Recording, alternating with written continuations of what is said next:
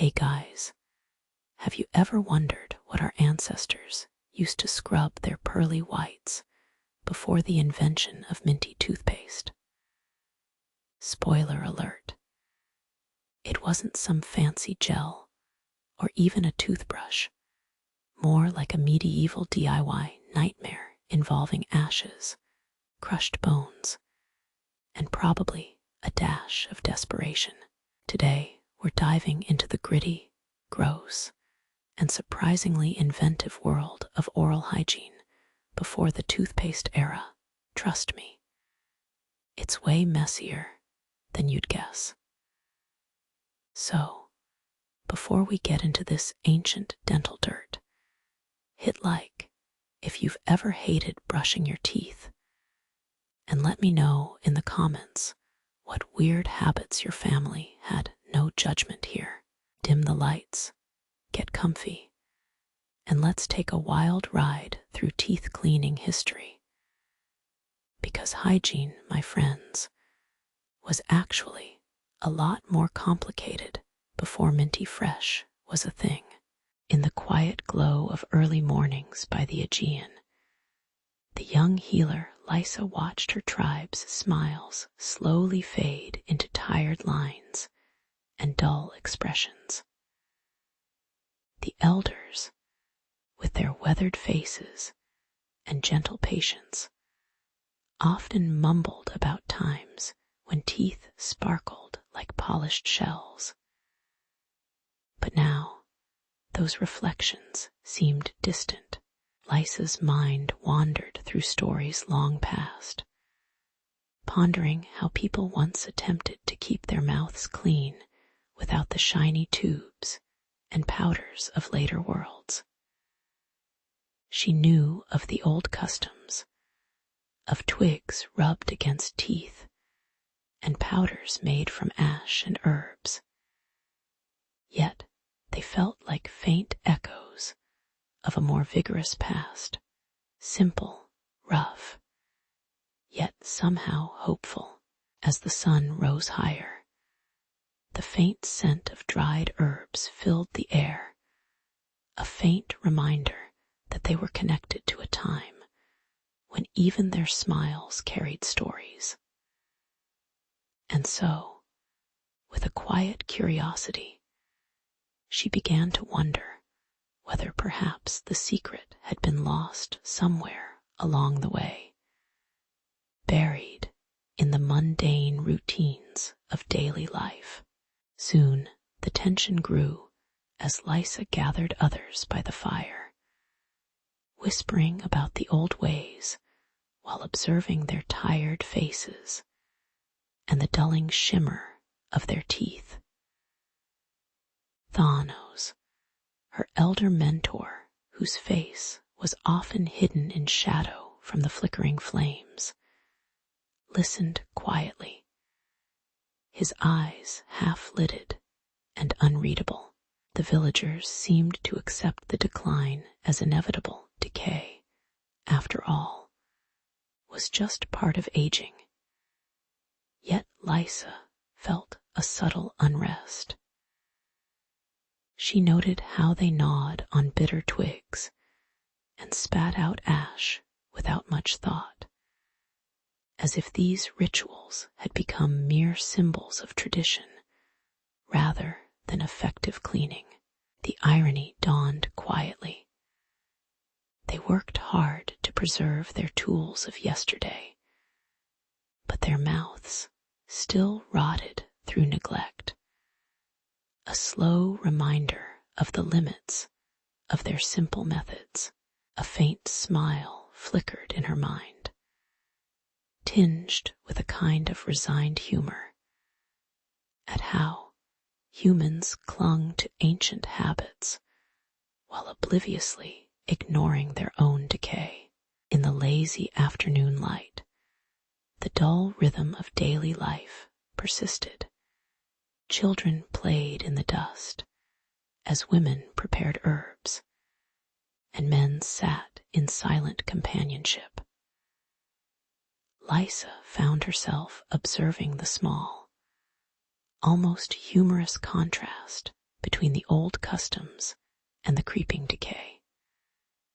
How the act of brushing with a twig or herbal paste was regarded both as a ritual offering and a futile effort.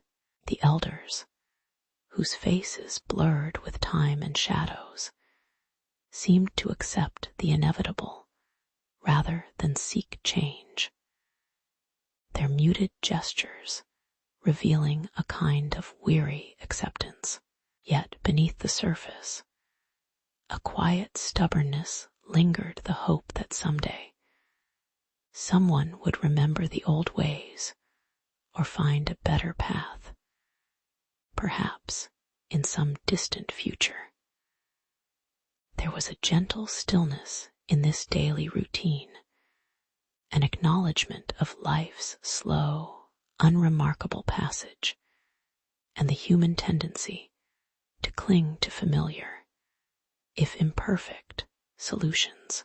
Lisa's mind drifted into a peaceful, almost amused reflection. Comfort in ordinariness, even if it merely masked the fragile, fleeting quality of their smiles. As the sun dipped lower, casting long shadows across the modest huts, Lisa sat alone, contemplating the simplicity of their story, a small chapter in human history marked by rudimentary tools and fading echoes of more thorough cleanliness. She realized that their efforts, though humble and imperfect, carried a quiet dignity, a sincere attempt to combat something universal, aging and the inevitable loss of vitality. The blurred faces of the elders seemed to echo her own thoughts, a mix of wistfulness and humor, gazing back from behind veils of time. In this calm moment, the story felt heavier, with gentle melancholy. Perhaps the human quest for perfect teeth was as endless as their search for meaning. Still, amid the dust and herbs, she found a subtle beauty in their persistence, in the solace of routine that, however flawed, connected them to generations long gone. It was, after all, just a kind of slow, unspoken compromise with mortality, quietly endured in the soft sameness of life. Reflecting on these quiet days, Lisa understood that the story of brushing teeth before toothpaste was really a story about human resilience, a humble effort to hold onto some semblance of health amid the relentless march of time. The villagers' smiles, worn and faint as they were, contained the faint glow of hope and shared struggle, simple acts that sidestepped perfection but embraced continuity. As evening settled over the valley, she thought about how history often wound itself around imperfection, clustering routines and rituals into small, meaningful acts. The faces she knew weathered, familiar, blurred in the twilight, reminded her that every human effort, no matter how modest, was a step in a long, slow dance with decay. And in that gentle acknowledgement, there was perhaps a quiet peace, a recognition that life's stories, like their smiles, were always in process, fragile but persistently human. In the quiet dawn of a bygone village, inhabitants began their mornings with slow gestures, biting into rosemary sticks, until a faint, earthy smell filled the air or rubbing charcoal pastes along their gums with careful yet sleepy motions. The air carried a subtle scent of herbs and ash as routines unfolded with a sense of quiet purpose, almost like a ritual against an ordinary backdrop of morning light. These early days of oral hygiene felt natural, rooted in simple trust and shared customs, each person moving at their own unhurried pace. Small sounds of chewing and rubbing whispering through the streets. At the heart of it all, cleanliness was less a ritual of perfection and more a quiet acknowledgement of daily life's minor demands. Life was slow, the passage of time gentle, and in that stillness, humanity quietly persisted through small, tangible acts. As seasons turned, an undercurrent of concern began to ripple through the village, creeping in with the faint scent of salt water rinses and the gritty feel of rubbed charcoal. The elders, whose faces were blurred and unseen by virtue of light and shadow, spoke in hushed tones about a strange, spreading gum disease that seemed to attack the very essence of their daily rituals. The community's confidence wavered, and tension wove itself quietly into conversations.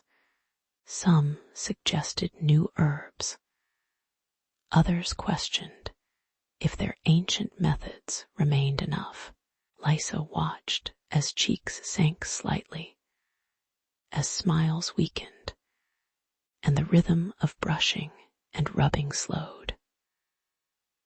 A quiet unease settled, softly magnified in the mundane act of mouth care that had once been so simple. It was, perhaps, the first hint that even the most familiar routines could falter under the weight of unknown ailments. There was a touch of irony in the village's response, a stubborn faith in their ancient ways versus the creeping reality of decline. They continued to chew rosemary, believing it kept spirits strong, even as prints of sickness darkened their gums. The charcoal pastes, once vibrant with herbal promise, now seemed less effective against the unseen threat. Yet no one quite dared abandon what was familiar. Lysa, observing from her quiet corner, noticed the small, defeated looks as people rinsed their mouths with increasingly salty water. The sounds of spirits in decline lingering in the background like a distant hum. The community's irony was gentle but unmistakable, clinging to old methods as if they could alone stave off change, even when their bodies silently insisted otherwise. It was a slow, shared acknowledgement of human fallibility, wrapped in everyday acts of ritual, still performed with hope and habitual tenderness. Amidst this quiet struggle, the village took a collective breath, an acceptance born of calm observation rather than despair. Schedules settled into a more measured pace. The women's hands moved more slowly, the men's chewing less confident, as everyone felt the weight of something unseen on their oral health. The salt water rinses became a moment of deliberate pause, a simple act of attentiveness, now tinged with silent reflection. Lysa, in the stillness, found herself gazing at the blurred face of the village's unseen healer, whose presence seemed to linger just behind the fragile light. An unseen guide, not quite ready to speak. There was comfort in routine's persistence, a subtle grace in the slow persistence of days. And as the community functioned through the quiet hours, a gentle patience settled over their collective consciousness. In the end, Lysa pondered whether these ancient methods, vibrant with history and tradition, would suffice against the quiet march of time and change.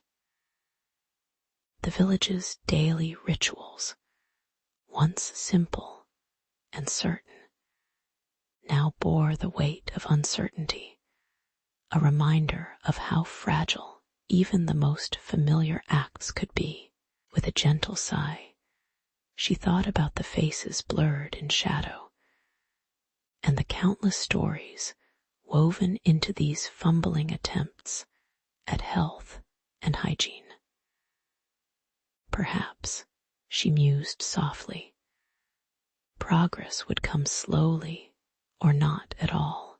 What mattered was the quiet resilience, the ordinary patience that sustains human effort through seasons of doubt and health fading. In that calm, there was an unspoken understanding that sometimes a small ritual is all we have to anchor us to ourselves in the slow, unending flow of days. Long before the advent of modern toothpaste in sleek tubes, humans looked to their environments with quiet curiosity, seeking ways to clean their teeth through what was at hand. One such quest began with simple herbs and crushed shells, tools that doubled as both daily sustenance and hygiene. As the seasons turned, stories arose of a mysterious plant whispered about by travelers, the myrtle of the moon, its faint scent promising a cleaner, brighter smile, guided by a faded, cryptic tablet inscribed with uneven symbols. Lysa and Thanos packed their rough cloth garments and set out toward distant ridges, their footsteps slow and deliberate across uneven stone and dry grass.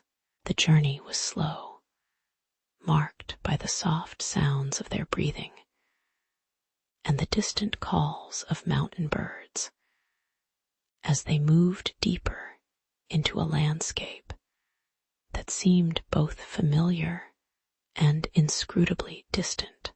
As the rugged mountains grew steeper and the air thinner, the tension crept into their cautious steps, shadows flickering on the rocks as doubts whispered at the edges of their minds. Roving tribes, wary and unwelcoming, appeared hidden behind jagged outcroppings, sometimes glimpsed in fleeting hesitation, or watched silently from shadowed caves, their unseen eyes darting between travelers and promise. The terrain pressed against their resolve, with loose gravel slipping beneath their feet and chilly gusts sweeping across narrow paths. Every step brought a fresh question. Was this elusive myrtle worth such risk? Or was it simply another tale spun by distant fingers? Still, They moved forward, driven by a hope that thrived quietly amid the impossible climb. And the unspoken fears rooted deep in the dry earth beneath them. Irony crept softly into their quest as the mountain peak loomed closer here amid the rocky silence. The legend seemed to mock the very effort of their search. What if the herb's power was, after all, a story told aloud to soothe fears or justify long journeys? They found it growing near a cold, silent spring, modest and unassuming, its small leaves drifting in the wind like exhausted thoughts. Thanos plucked a sprig and held it carefully, wondering whether its scent could truly cleanse what ailed them, or if they had merely fallen for a century-old myth. The mountain's stillness offered no answers, only the sensation that human hopes often rest on fragile, unseen threads which, when pulled, might unravel as easily as they had been woven. In the quiet after, they paused, unsure if they had found the sacred herb, or simply proved the strength of their endurance. With the herb secured, and their journey winding toward an end, a gentle calm settled over Lysa and Thanos, as if the mountain itself had aged with them, patient and unchanging. Returning through the same rugged paths, their footsteps felt quieter, deeper in reflection. As the sun dipped toward the horizon, casting long, warm shadows on weathered faces, the herb was tucked away carefully. But the real weight of their adventure was now in their quiet smiles, the subtle acknowledgement that the quest had been less about the herb's real cleansing power than about perseverance and observation. In the soft glow of late afternoon, they recognized that stories of magic and efficacy often fade into the background noise of everyday life, leaving only gentle memories of mountain views and fragile hope. With a slow nod to each other, they moved forward into a world that was less certain, more human in its small, quiet accomplishments. Looking back now, their journey seems less a hunt for a miraculous herb than an exercise in patience, a reminder that even ancient humans understood something subtly profound. Cleansing oneself through effort, patience, and small rituals was a quiet act of faith itself. The legends of Myrtle of the Moon quietly persisted, not because they guaranteed purity, but because they mirrored human patience with the slow unfolding of time and belief. Somehow, their story, one of cautious steps and tentative hope, makes the mundane act of brushing teeth seem both a little more sacred and a little more absurd. A quiet testament to the endless human pursuit of cleanliness amid uncertainty. Perhaps in all those dusty mountain trails and faded inscriptions, the real lesson was about simply trying again and again to find some small purity in everyday life. Even now, the mountains hold their secrets, listening silently to the soft, human echoes of a quest that was never truly about the herb, but about the gentle act of moving forward through the quiet unknown. In the quiet corners of a modest village, mornings unfolded with simple routines, anointing teeth with water and a cloth, sometimes accompanied by a faint scrape of a rag against stubborn bits of dirt. Lisa, a local woman with gentle patience, watched her children smear their gums with a mixture that had no name, only a hope for freshness. The air was thick with the scent of dew and unspoken traditions, and no one quite questioned the imperfection of their methods, only that they were necessary. As the sun climbed, the villagers moved slowly, wrapped in their own small worlds, oblivious to the gap between what was safe and what was enough. It was a time characterized by quiet acceptance, where even the mundane act of cleaning teeth seemed both inevitable and oddly sacred in its routine mundanity. One day, a faint unease crept into the village, as a few began to notice their breath was less tolerable, and teeth tinged slightly darker than before.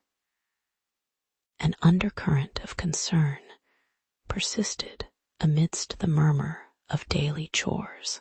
Lisa, ever curious and resourceful, recalled a story, perhaps half remembered, about herbs and stones used in distant places, whispered in shadowy corners by travelers.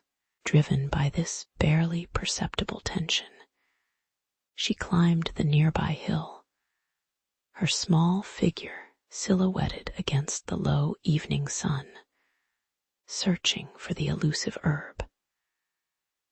The climb was slow, each step deliberate, as she gathered a humble patch of green, its scent faint but promising. Upon return, her fingers worked delicately, crushing the herb into a paste, mixing it with crushed pumice and sweet honey, the earliest hint of a new commencement in their routine.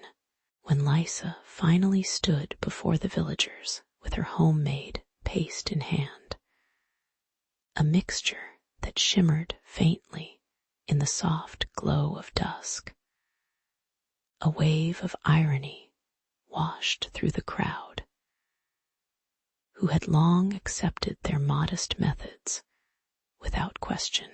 Despite its simplicity, the paste smelled strangely floral and earthy, contrasting with the sterile commercial products of later centuries. Lisa's demonstration, performed with exaggerated carefulness and a nervous smile, drew amused glances and bemused nods, but no objection. As she scrubbed at her own teeth, the air was filled with the tiny sounds of bristles against enamel, a faint crackle of pumice, and the almost imperceptible hum of shared human curiosity. That evening, they all hesitated for a moment on the brink of something new, darkly humorous in its earnestness and humble ambition. The result was surprisingly agreeable. Breath felt lighter, and the teeth seemed to gleam with a modest brightness under the flickering candlelight, an achievement considered almost miraculous. Some villagers chuckled softly at the thought of their ancestors, perhaps brushing with nothing at all, or with just ashes, underestimating the power of small innovations.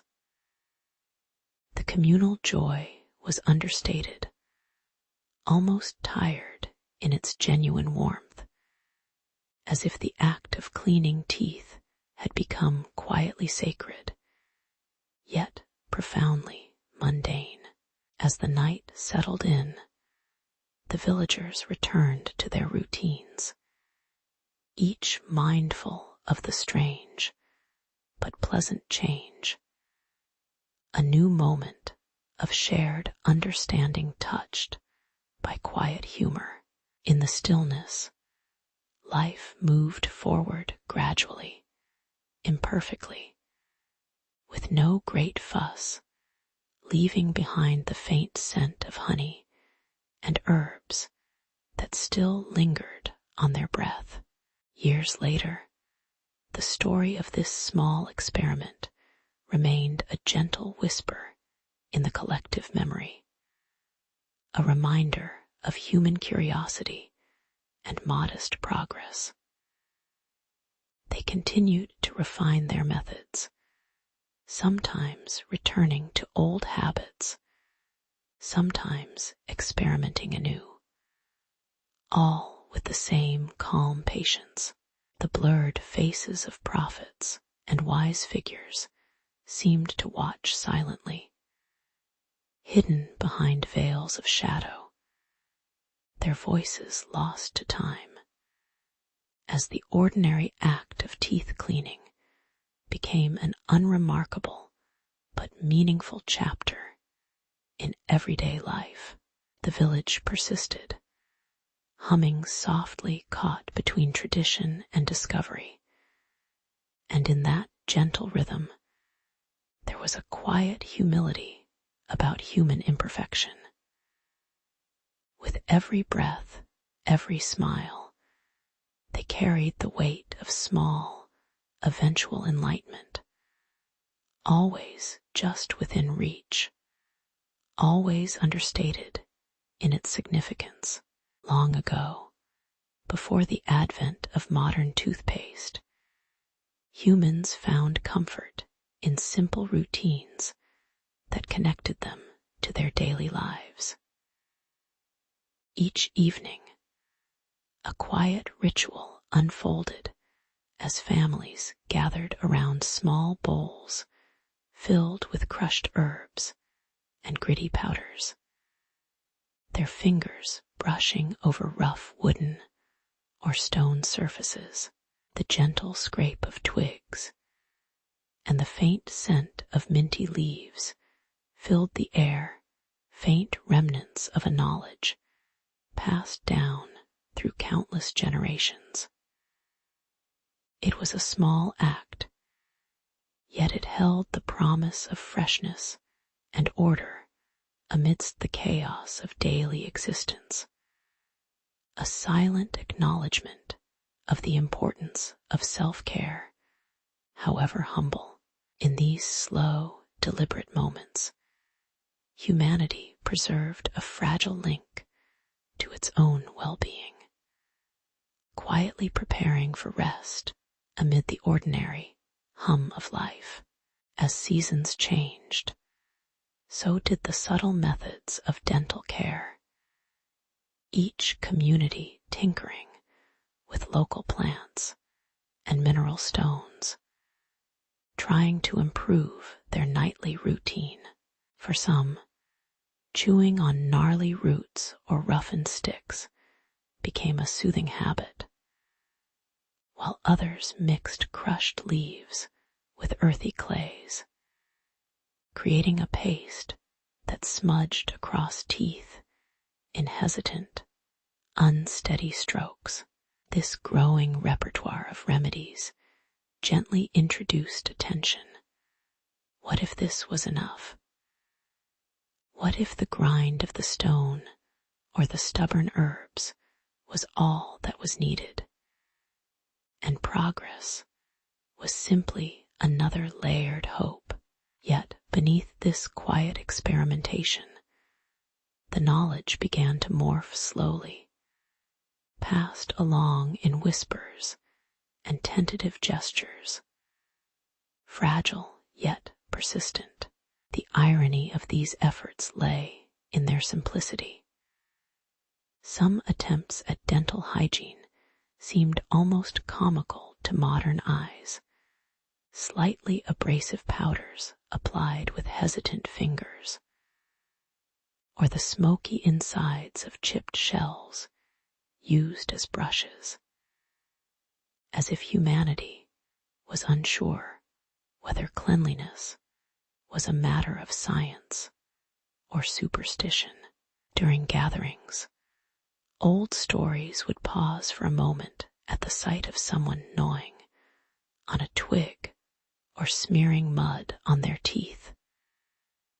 The silent humor of necessity mingling with genuine intent.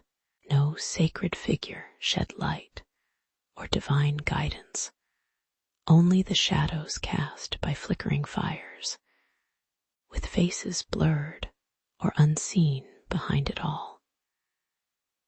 Yet, through these modest, somewhat awkward rituals, humans fostered a sense of control amid uncertainty, quietly asserting their small claim over health and hygiene. Eventually, these simple practices settled into a calm rhythm, their familiarity etched into night after night of routine. The faint scrape of twigs became softer, almost meditative, as hands grew steadier. The earthy flavors of herbal pastes became more refined, blending into the quiet comfort of tradition. In this stillness, the world outside seemed to slow, and the need for perfect cleanliness faded into a gentle acceptance of imperfection. People paused to observe their own faces in reflective water, or share knowing glances over shared drudgeries, their expressions relaxed and mildly amused. The modest innovations, an extra scraping, a sweeter smelling herb offered a quiet sense of progress, however slight, quietly shaping the fabric of everyday life. Lysa, with her steady hand and patient eyes, documented these nightly rituals on clay tablets, capturing the nuanced, imperfect art of early dental care. Her records, although blurred and softly faded with age, hold the quiet testament to human ingenuity, how people, unembellished by science, found ways to care for themselves, passing wisdom through gentle stories and remembered gestures.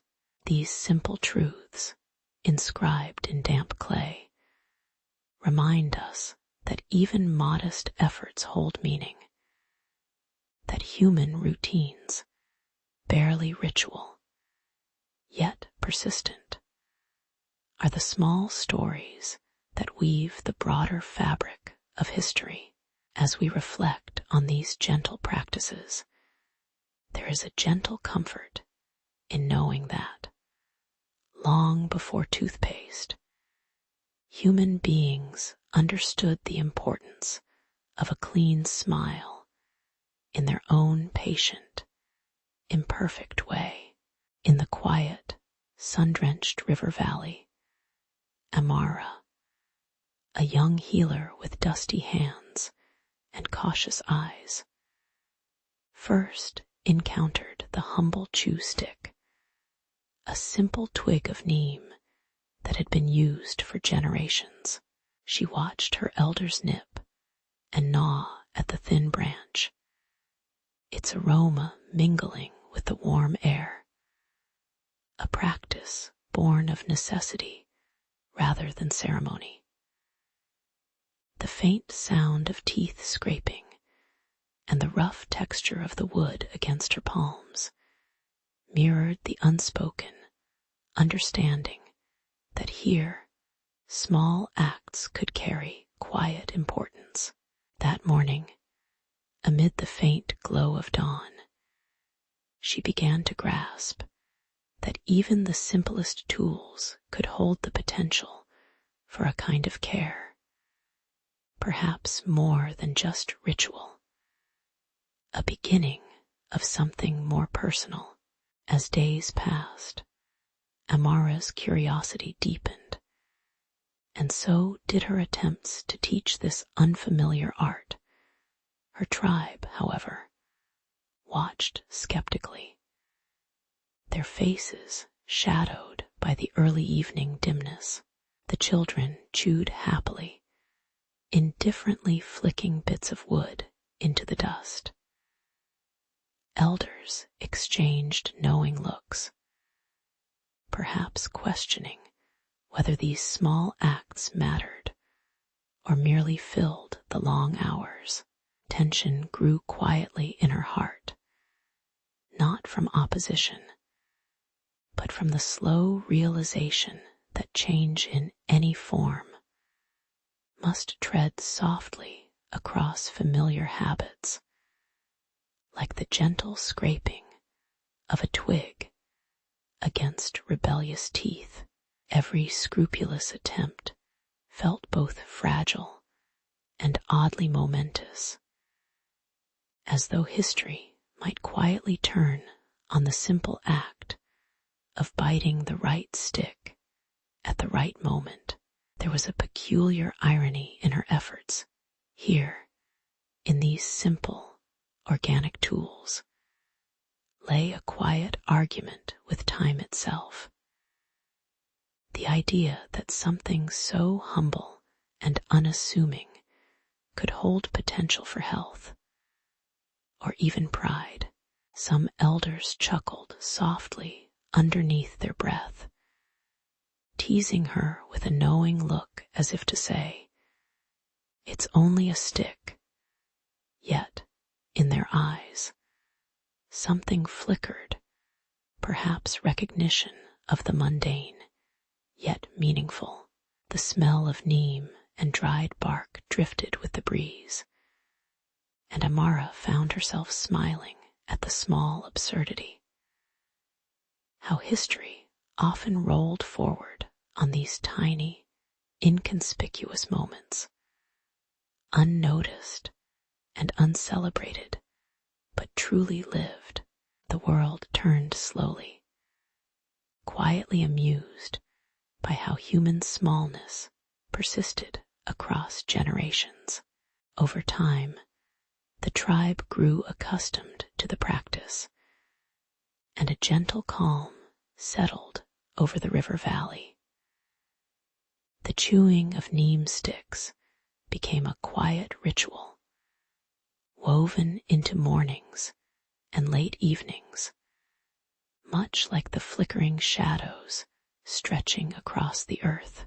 Amara watched her tribe's faces, softening with familiarity, and perhaps a faint sense of understanding, the kind that only comes with patience and repetition. She realized that this modest act was a form of shared human care, an understated connection tied to health, culture, and everyday life, something that needed no grand ceremony or divine blessing. The simple act of cleaning teeth, in its slow and imperfect way, lay quietly alongside the stories of ancestors, a thread in the fabric of their daily lives.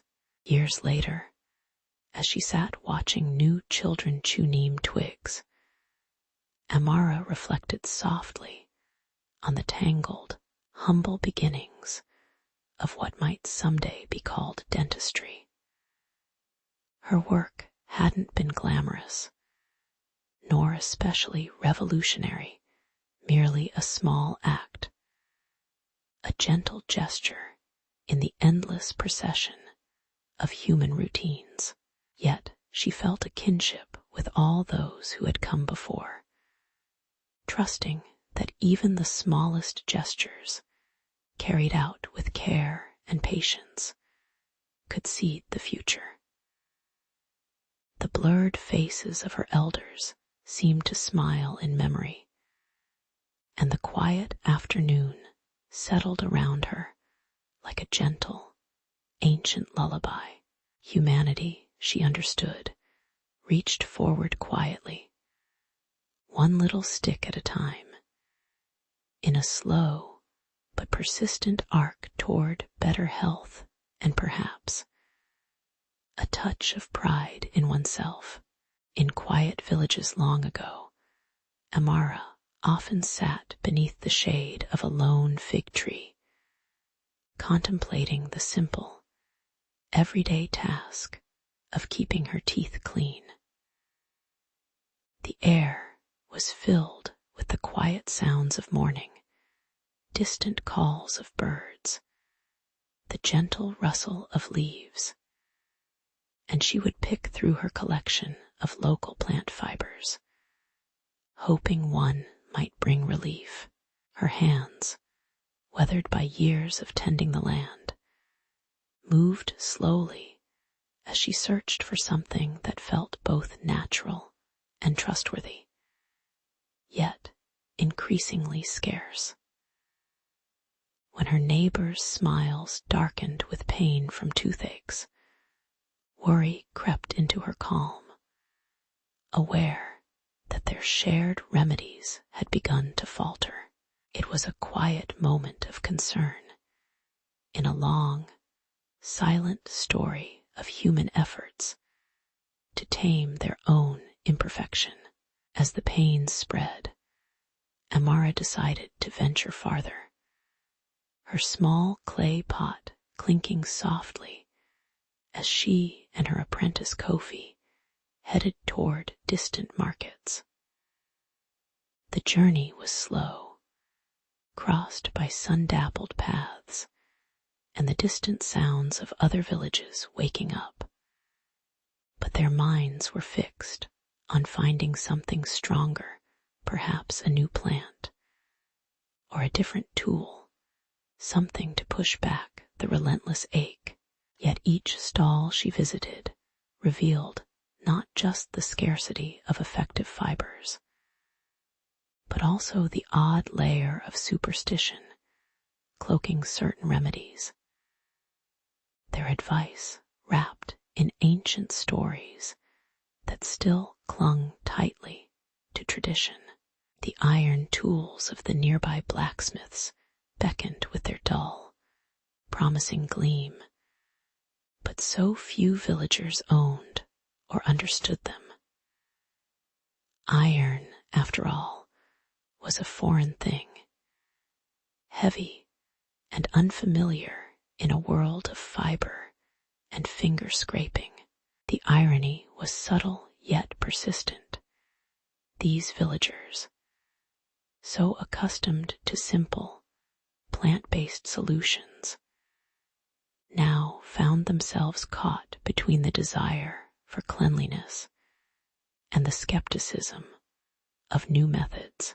Amara's frequent visits to the markets seemed to only deepen her awareness of how much human stubbornness could cling to old stories.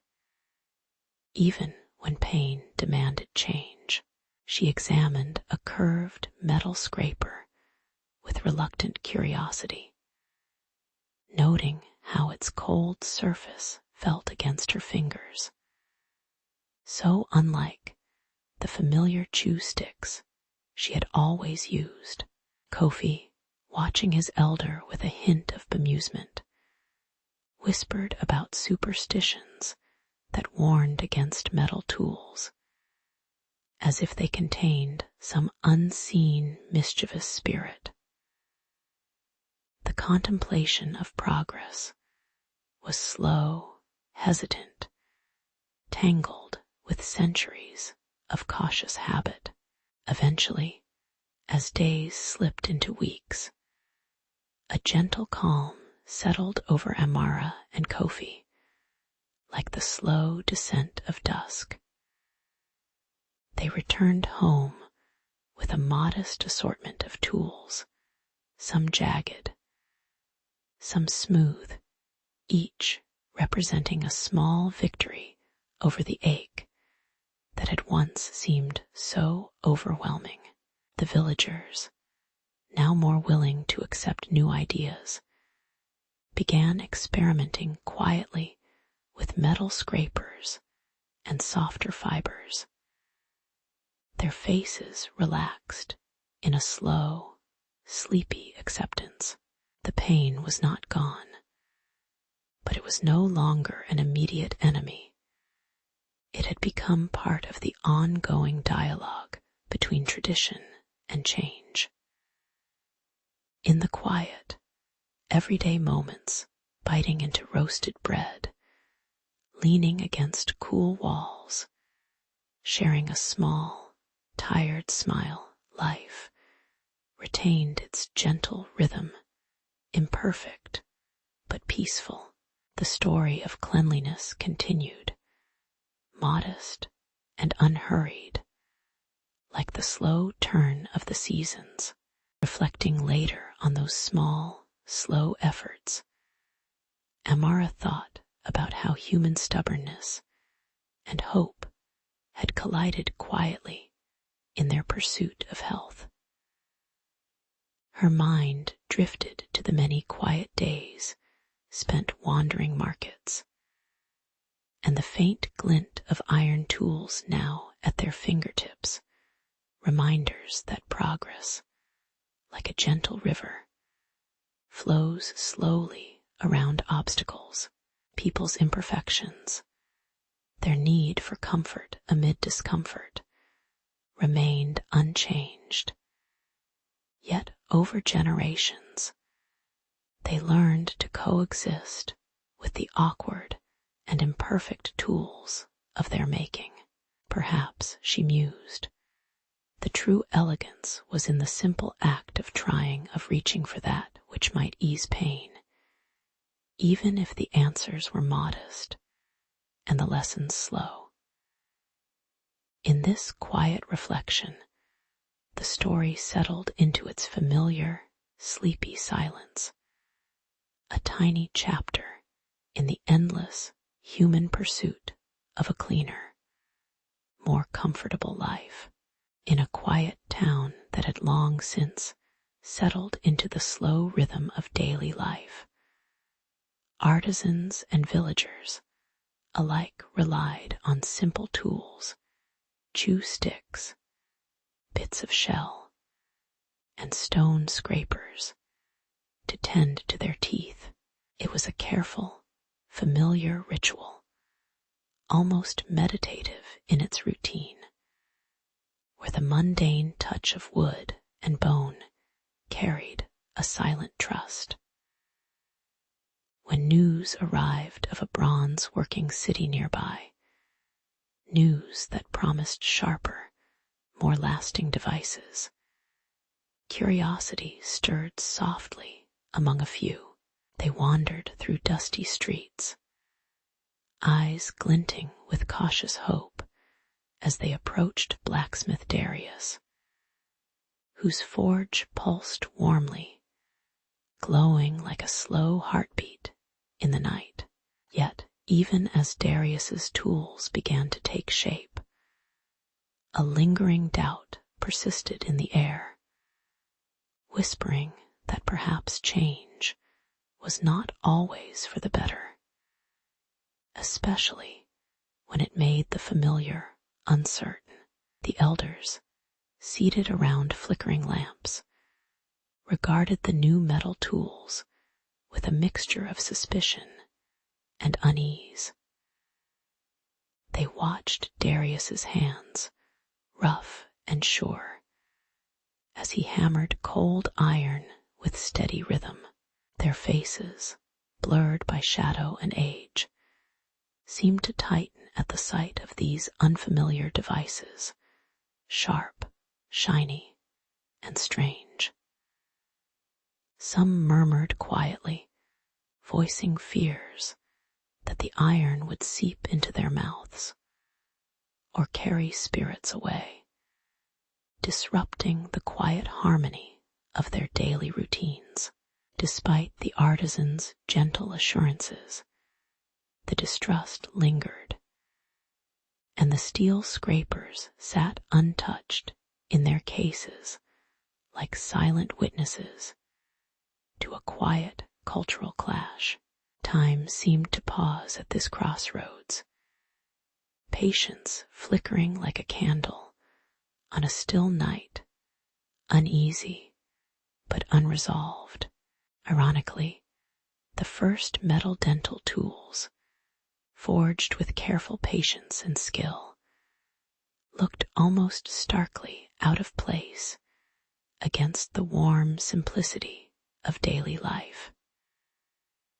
The tools gleamed cold and unyielding, a stark contrast to the worn bone and wood accustomed to the touch of mouths and hands.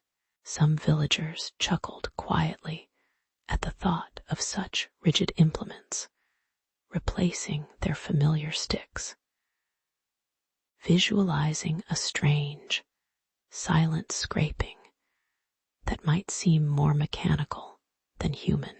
Darius, with a modest smile, continued to forge these new devices, aware that some would never trust such unfamiliar heat-made objects.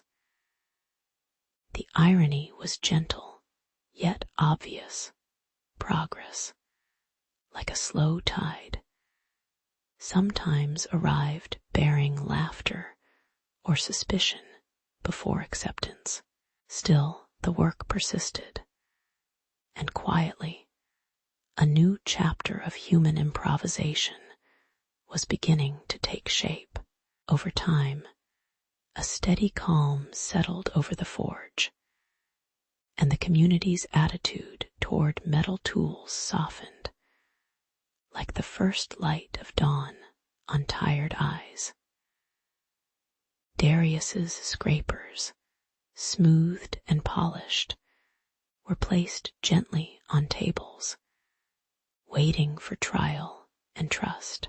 Hands, rough from daily labor, hesitated briefly before exploring these cold new objects, feeling their weight and possibility.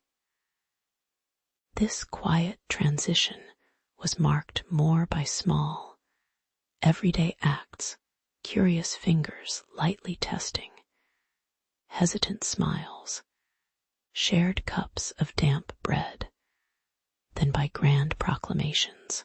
The discomfort of novelty merged slowly into a tentative familiarity, as if the community was learning to accept that even traditional routines could evolve without losing their gentle rhythm. It was, perhaps, a modest triumph of patience, of time's gentle, unhurried passage. Looking back, the story of these early metal dental tools feels like a quiet echo of human imperfection, an awkward dance between progress and tradition, fear and curiosity. The villagers and artisans, each in their own way, had come to see that change does not erase the familiar, but instead knits into the fabric of daily life, however slowly. The blurred faces of prophets and elders, once wary and shadowed, gradually became part of the backdrop, their concerns falling silent in the face of human perseverance. As the years passed, the cold iron found its place amid softer, older tools, becoming just another part of the long, quiet story of human effort, smiling, perhaps, at the absurdity of fearing the very objects that would become part of their daily peace. In the quiet corners of a communal feast, villagers gathered around fires that flickered softly against evening skies, their faces blurred in the warm glow of lanterns. Children giggled softly as elders passed around bowls of modest food, the ritual ordinary and unremarkable, yet deeply human in its simplicity. Amid this gentle rhythm, Amara, known for her calm hands and thoughtful gaze, watched as a child's face suddenly contorted with a painful grimace, small hands clutching at her cheek. A slow hush fell over the crowd, and the mood shifted from conviviality to concern, an unexpected reminder that pain can still intrude upon peaceful moments. As whispers grew and worried eyes turned toward the child, Amara's face, shadowed and unseen, revealed a quiet resolve that had been quietly honed over years. She moved deliberately through the crowd, approaching with a humble tools pouch, an unassuming collection of sharpened sticks, scraped stones, and notably, a small piece of polished metal. The air grew still, the sounds of crackling fire and murmured, worried voices settling into a calm anticipation. The sudden discomfort had stripped the scene of its ease, exposing a fragile, fleeting human vulnerability.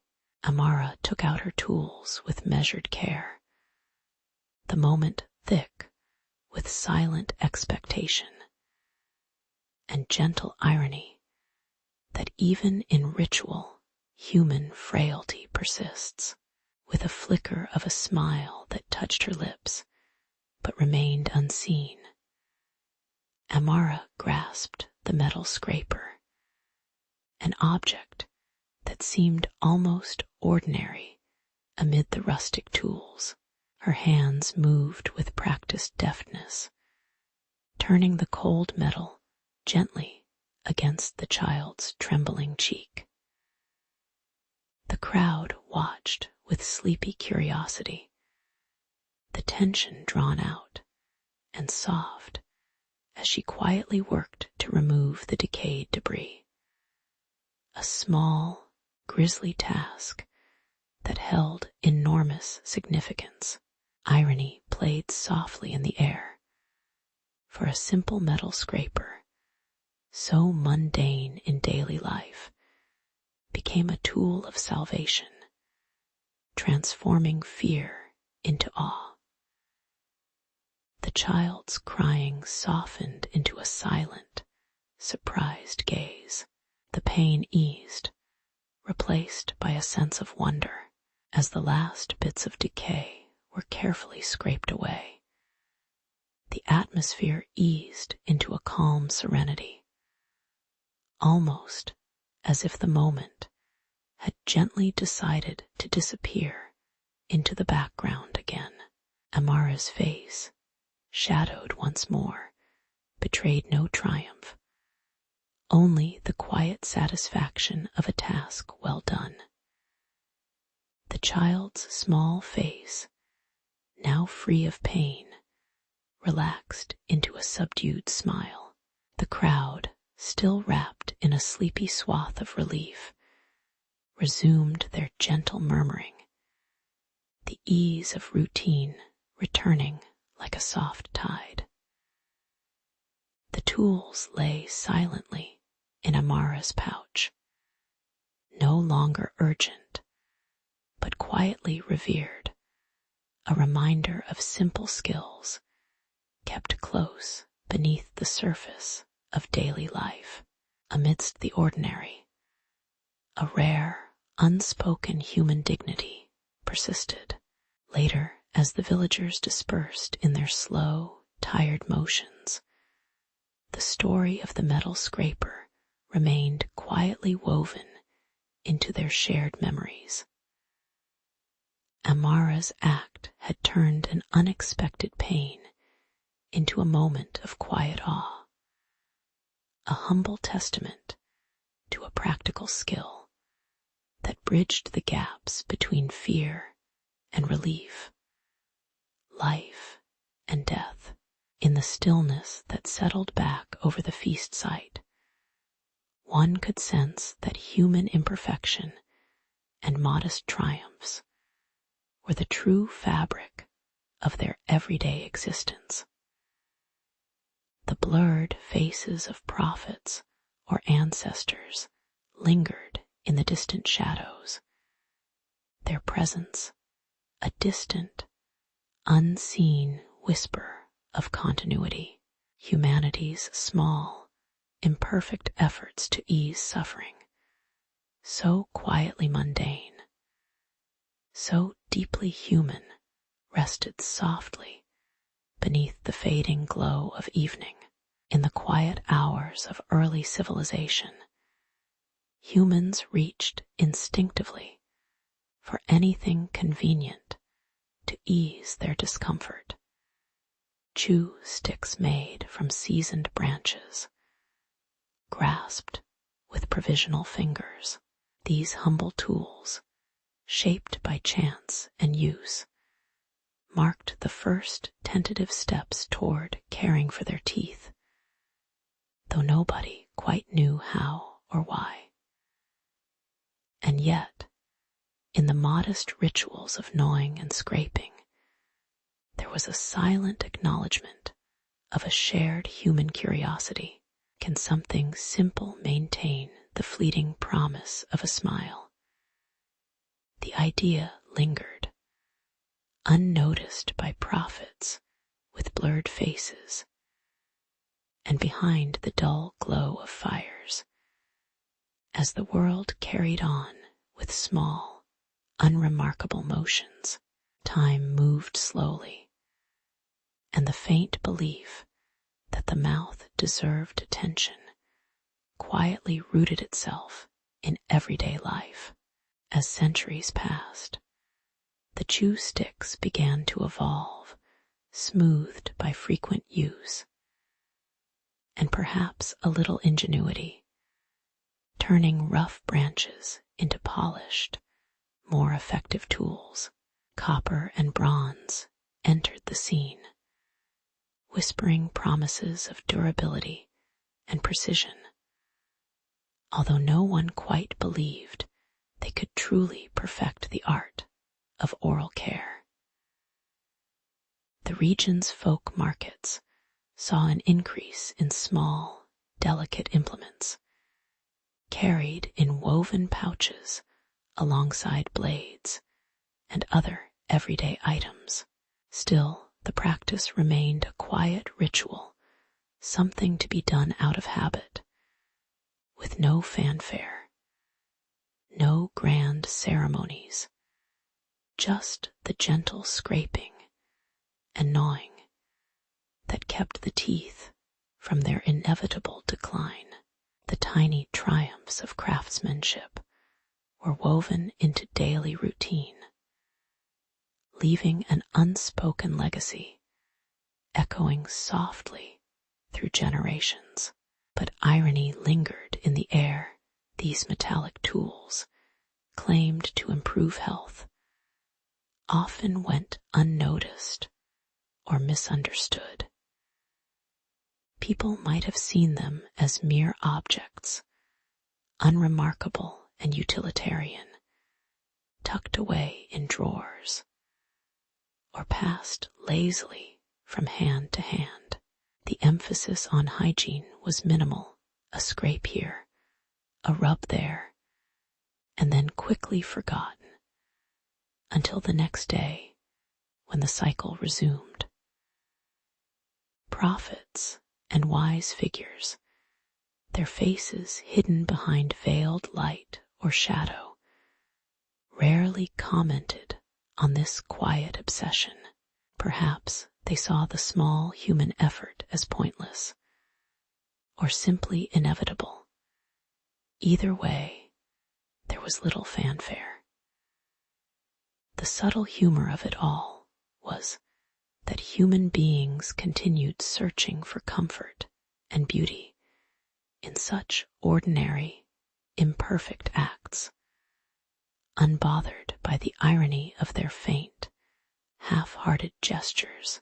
Eventually, the tools became more refined metal scrapers, polished and shaped with careful patience, though rarely did they evoke more than a passing glance of appreciation.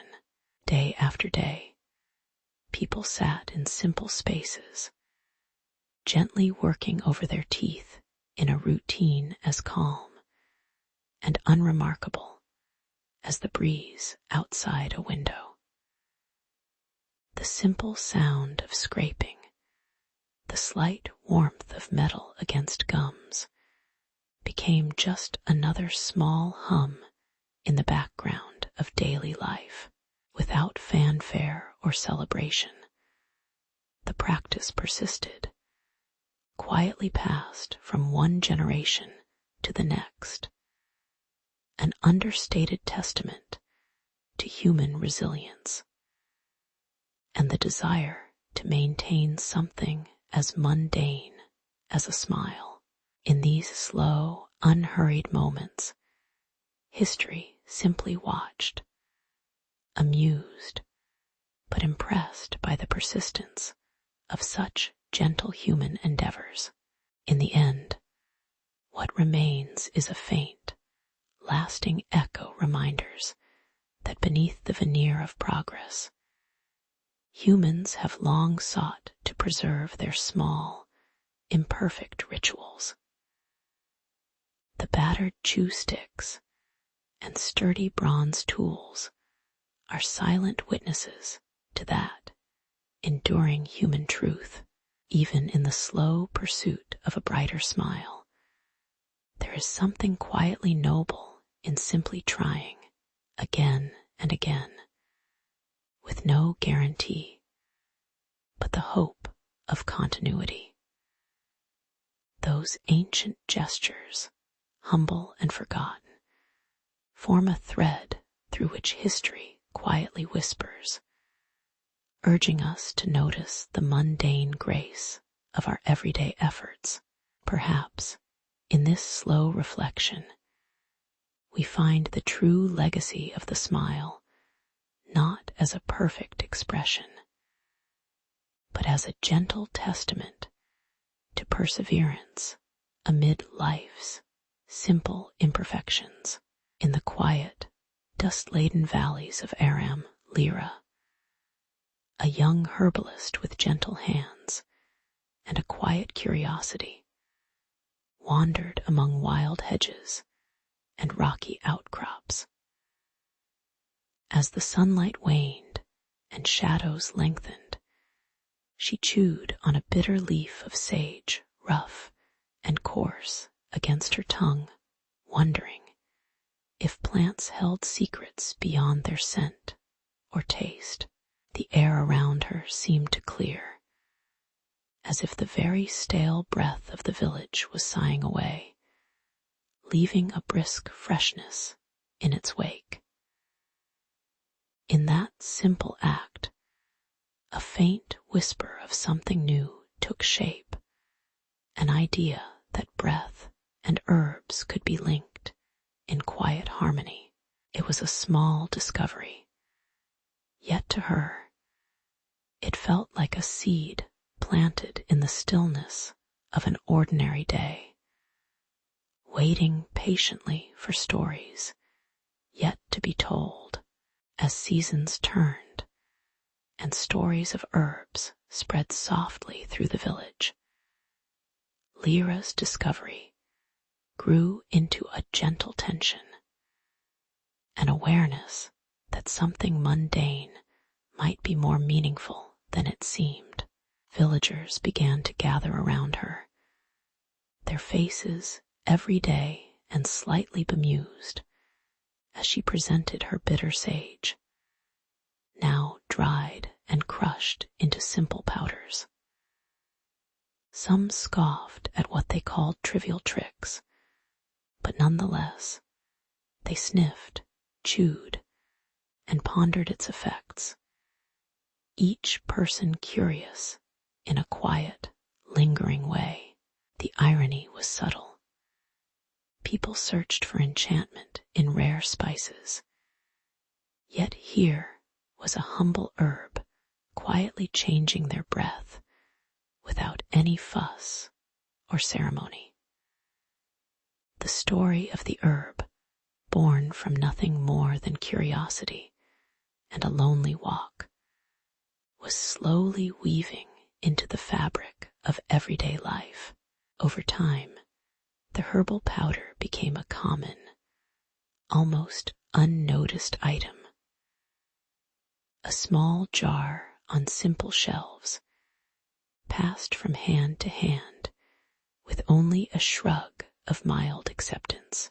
The initial novelty matured into a routine, often unremarked, yet strangely comforting in its normalcy. There was no grand ritual, no sacred text declaring its virtues, only the gentle, ongoing acknowledgement that sometimes the simplest solutions were enough. The irony persisted. Amidst grander pursuits, a bitter leaf was quietly becoming a fixture in daily ceremonies, chewed, sprinkled, forgotten, and then chewed again. Life settled into this slow rhythm of small, unhurried gestures, where even the most mundane herbs lived stories of subtle change. In the hush of years, the legend of the breath-cleaning herb lingered like a faint scent, unobtrusive yet present among the many quiet human traditions. It passed through generations without fanfare, until perhaps a distant voice or a blurred face of a prophet, shadowed behind gentle light, briefly referenced such simple remedies as part of daily well-being. The story felt suspended in a gentle calm, no need for grand proclamations, only the knowledge that some things, like a clean breath, are quietly shared without fuss or fanfare. The herb's modest origin reminded those who remembered that human pursuit is often in small acts. A faint smile, a breath cleared, a life slightly more bearable in its understated way. Now, in the slow, reflective quiet of history's long passage, the humble sage leaf remains a quiet testament to human curiosity, an ordinary act that quietly, maybe amusingly, shifted perceptions about what a simple herb might accomplish. It is a reminder that every tradition begins perhaps with a small, almost insignificant gesture, chewing a leaf, noticing a change, and then letting the story drift on. The blurred faces and faint legends lend a soft dignity to human imperfection, as if history itself is just waiting, patiently, for each new whisper to settle gently into its more enduring silence. In the end, perhaps there's something poetic about the slow, unremarkable way that small discoveries become woven into the wider, unhurried narrative of what it means to keep breathing easier. Long ago, caravans wound their slow way along the silk roads, bringing more than just silks and beads, fragrant herbs like cumin, cooling mint, and fiery peppers curled through the air, their scents settling like quiet whispers in the crowded tents. These spices were simple treasures, traded with careful hands and quiet nods, each vendor boasting the freshness of their supplies. The tribes of Lyra and nearby Kesh often exchanged these fragrant items, their faces blurred behind veils or shadowed by low fires. Yet their silences spoke volumes about shared desires and ancient routines. There was a certain calm in the routine, a recognition of spices as small, fragrant symbols of connection amid the vast, dusty stretches. Amidst this, the spices seemed almost indifferent to the rivalry brewing, quietly waiting to be used, sometimes as peace offerings, sometimes as signs of defiance. As seasons passed, a new tension stirred tensions rooted in the fields of mint that grew lush and thick, their scent sharp and refreshing in the dry heat. The Kesh clan, claiming stewardship over the cool green patches, fiercely guarded their mint, fearing it might be plucked away or overrun by the neighboring tribe. Negotiations faltered, voices lowered into grudging respect, and borders became more defined, each side viewing the aromatic fields not just as herbs, but as symbols of pride and territoriality. Even the merchants who once bargained softly now hesitated, their eyes flickering between rival faces. The spices' potent fragrances thickening the air with unspoken rivalry. Inside this quiet storm, the mint's cool presence became a quiet battleground, its aroma both a weapon and a cause for peace, stubbornly lingering in the shifting gusts. Irony settled softly like dust. Today the dispute over mint seemed almost absurd, as if the fragrant herb had secretly become a humorous monument to human folly. Caravans that once carried spices for trade now stopped awkwardly at the borders, the merchants exchanging amused glances over their wares, perhaps recognizing how small and fragile their conflicts were amid the grand, silent landscapes. The leaders' faces remained unseen, blurred behind curtains of light and shadow, as if their concern for the mint was a fleeting distraction in a much longer story.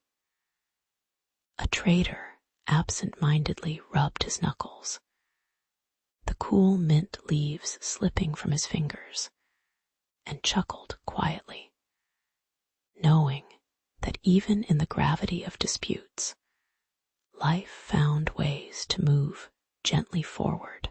The spices continued their silent journey, indifferent to human disputes, waiting patiently for the next small act in their quiet theater.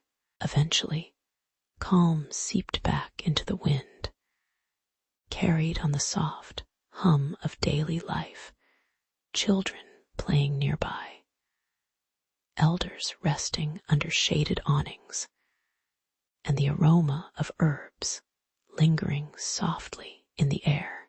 The rivalry became a background hum, a story told in whispers, or remembered in the faint scent of mint on a breath. The tribes learned, perhaps unknowingly, that the spices were less tools of war than gentle reminders of shared roots, each herb, each seed, quietly asserting its place amid human folly. The blurred faces of prophets or elders seemed to smile faintly from their unseen places, their silence more telling than any heated speech.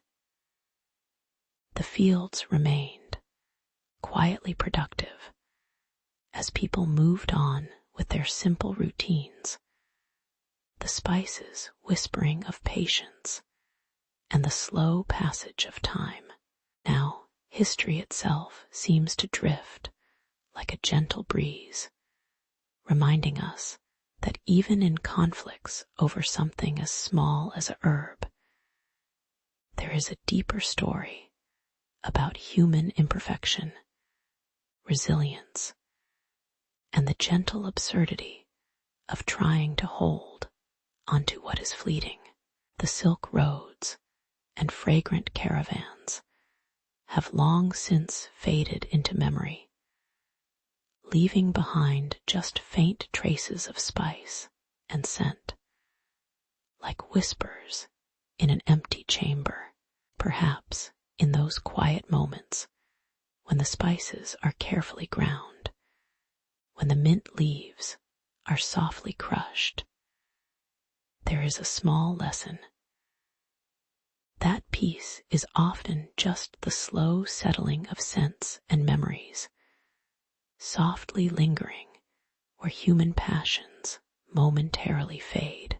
And in that stillness, life quietly continues, unhurried and unchanged, an enduring testament to the humble, fragrant moments of everyday human life.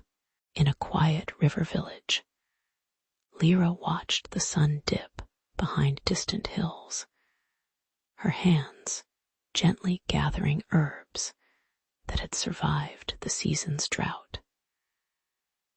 She had always believed in the simple power of the green leaves, sage, mint, and a few wild spices, hoping they might bring a fresh breath amid the lingering summer heat. With steady, deliberate movements, she laid the herbs out on a cloth, feeling the rough texture and faintly fragrant aroma that seemed to whisper of cooler days. It was a modest ambition to craft a little remedy that could endure the dry hours and daily grind. But even her small act of drying and grinding felt somehow significant on this quiet evening, a quiet covenant with the fleeting bounty of her land. Yet progress was not always gentle. Word spread that the village's herb gardens had been raided overnight, the plants torn from the earth like forgotten memories. Her drying herbs faced the cruel test of whether hot winds and cloudless skies sucking more moisture from the leaves, and she watched helplessly as her carefully prepared powders lost their vitality. Frustration hung in the air, mixed with resignation, as she considered the ways nature and man alike could thwart her simple hope. The herbs stiffened as moisture escaped, turning brittle and pale, almost mocking her effort. Standing over her work in the shifting light, she felt the slow, steady march of time and hardship pressing down. Yet her resolve deepened. driven by a need for perseverance in the face of inevitable loss.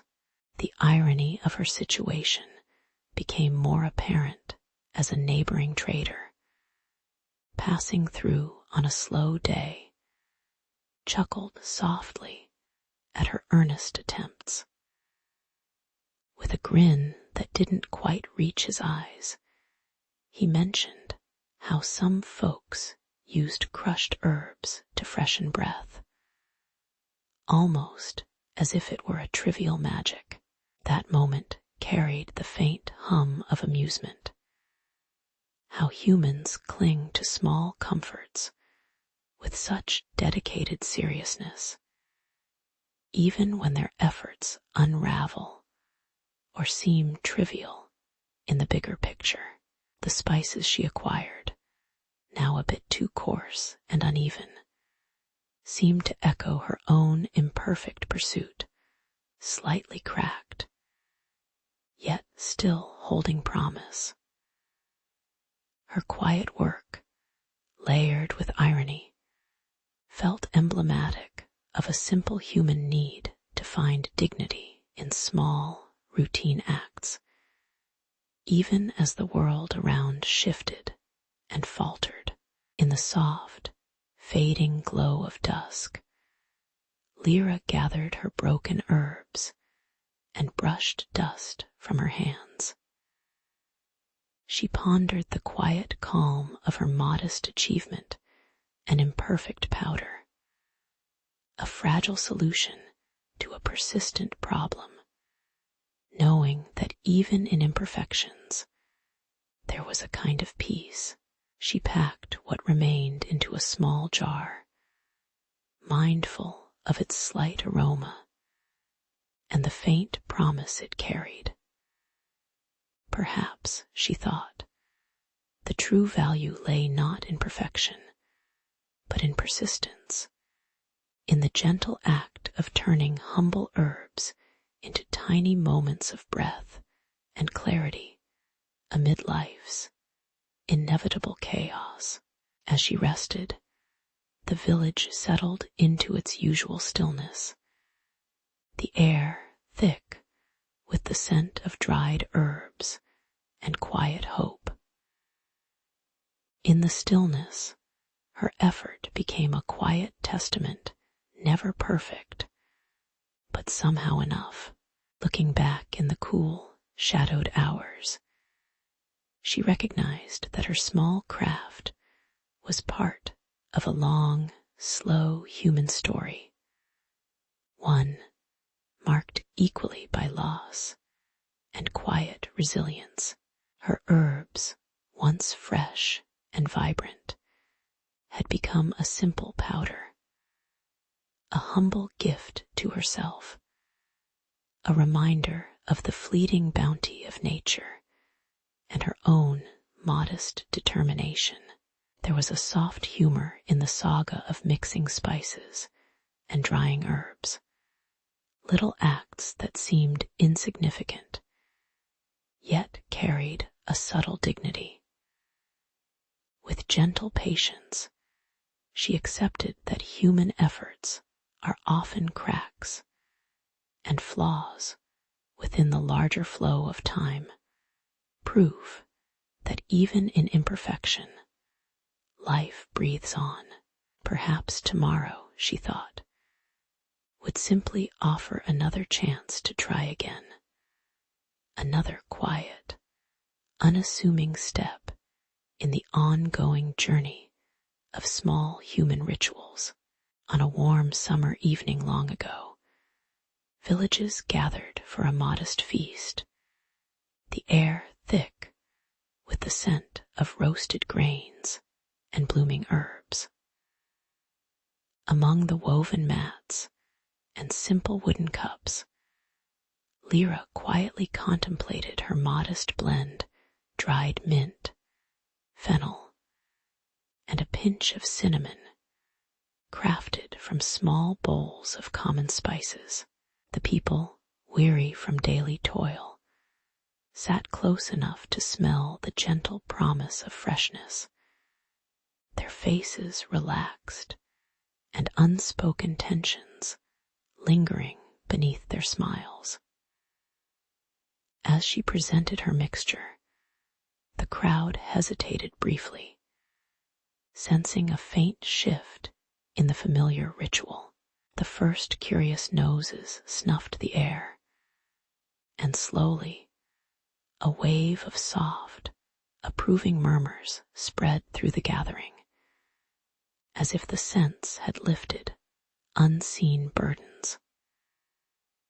It was a simple moment, yet the beginning of a subtle change in the silent language of breath and shared odors.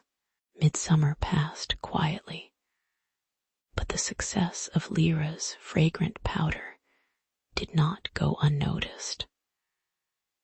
Soon, whispers of better breath and the magic of a moment's respite from old grudges became common topics. Yet the happiness was tempered by the irony that a mere mixture of herbs could shift social tides. What was once dismissed as trivial now held sway. Some elders, proud of their long-standing traditions, observed with a measured patience, while others quietly tasted her blend with a hint of skepticism hidden behind their eyes. The tribes, now sharing a common scent, began to exchange more than words. They exchanged glances of tentative camaraderie. It was as if breath itself carried away some of the old wounds, settling softly into a new, fragile harmony. In a moment of quiet, a storyteller joked that perhaps the herbs had conspired to turn enemies into friends, eliciting mild laughter that felt almost reluctant. The irony that such a humble mixture could undermine centuries of grudges did not escape notice. The crowd, sitting cross-legged, passed around small bowls of her blend, the aroma lingering in the cool evening stillness. People, exhausted from laughter and shared stories, relaxed their shoulders, their faces softening. Even those who had doubted earlier now tasted with a faint, amused smile, realizing that sometimes progress was as simple as offering someone a whiff of peace. The air was thick with sweet spices and a mild sense of absurd hope, as if scent alone could mend invisible fractures. As the night deepened, the tribes settled into a calm that felt almost timeless, the scent of herbs lingering softly like a whispered promise. The community's earlier divisions seemed distant, replaced by a shared tranquility that came from collective breath and quiet understanding. Lyra, watching from a corner, felt a quiet sense of accomplishment, though her eyes remained partially shadowed by the glow of oil lamps, casting gentle patterns on worn stone walls. There was no dramatic transformation, only a gentle smoothing of surface tensions, like the settling dust after a long day. The aroma of her simple blend persisted in the cool air, a reminder that sometimes small acts gently ripple outward, touching lives in ways beyond immediate notice. The night carried on softly, in the slow rhythm of human imperfection and patience. Later, as dawn hinted at a new day, the stories of the feast settled into quiet memories, like faint traces on the wind. People moved with slower steps, carrying within them a lingering scent, both literal and metaphorical. Reflection settled quietly, how a modest mixture of herbs had unwittingly become a symbol of harmony, however fragile. The blurred faces of prophets or elders, seen only in fleeting glimpses or distant shadows, seemed to approve in their silent way, perhaps acknowledging that change often favored the simplest acts. The tribes continued to evolve, each inhaling the faint echoes of that evening's soft power, knowing that peace, like scent, was best preserved in gentle, unremarkable moments. And so, life moved forward, quietly stitched together by small, fragrant threads of human imperfection. Long ago, in quiet villages where the air carried the scent of earth and herbs, early humans discovered that certain plants could mask the sharpness of morning breath. Their hands, rough and slow, would pick leaves, seeds, and roots, often savoring the gentle crunch or faint aroma as a simple comfort. These discoveries, made in the soft hours of dawn or after a meal, became small rituals, quiet moments that linked people to the land and to each other. The first fragrant powders, a mixture of crushed herbs and spices, emerged almost by accident amidst the mundane act of chewing or rubbing them between fingers. In those overlooked acts, the story of breath freshening quietly took its initial, humble step. As communities grew more settled, the practice of using herbal powders passed from hand to hand, changing slightly with each generation's touch. Some tribes added masticated leaves with a pinch of spice, wrapping them in bits of cloth or storing them in small clay pots. Over time, these powders acquired symbolic meaning, becoming part of daily routines that marked the passage of time and social bonds. But with each passing season, new blends appeared, sometimes intentionally, sometimes by chance, each claiming its place in the ritual of fresh breath. Still, beneath this simple exchange lay a faint tension. Would the next innovation outshine what came before? Was this small act, so ordinary, truly essential, or merely persistent habit? Then, as if amused by their own ingenuity, humans began to formalize what had been an informal practice. And some early figures, hidden in shadows or blurred by the low light, became legendary for their concoctions. They claimed to have tapped into sacred herbs or secret spices.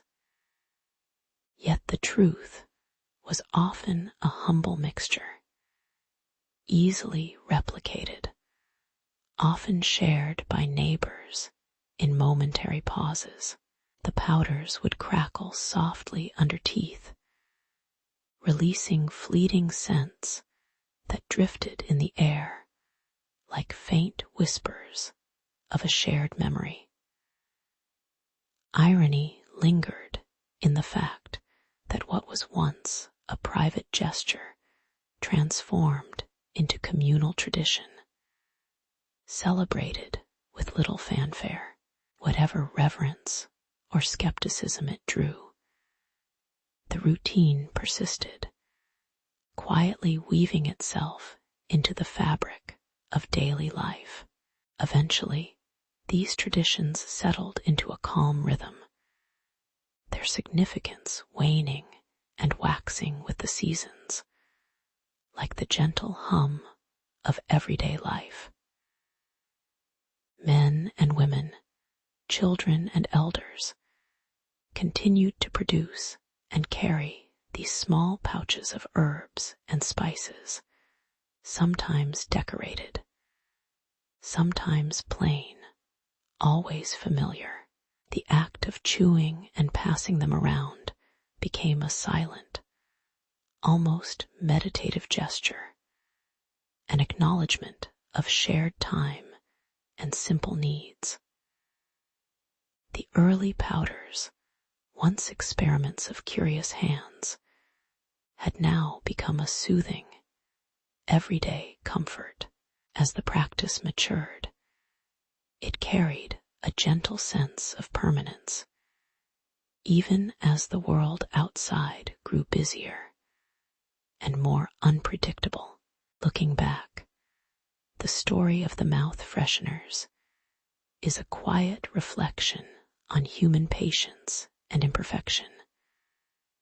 Small acts of flavor that endured, often overlooked, yet quietly essential in their own modest way. They remind us how traditions can emerge from the simplest gestures, little routines that connect generations beneath layers of routine and irony.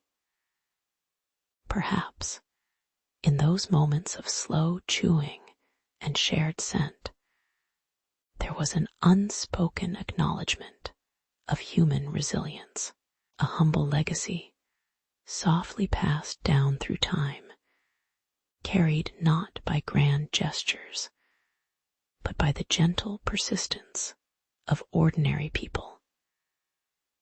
And so, the breath of history lingers, as peaceful and unassuming as the last light settling over a quiet village.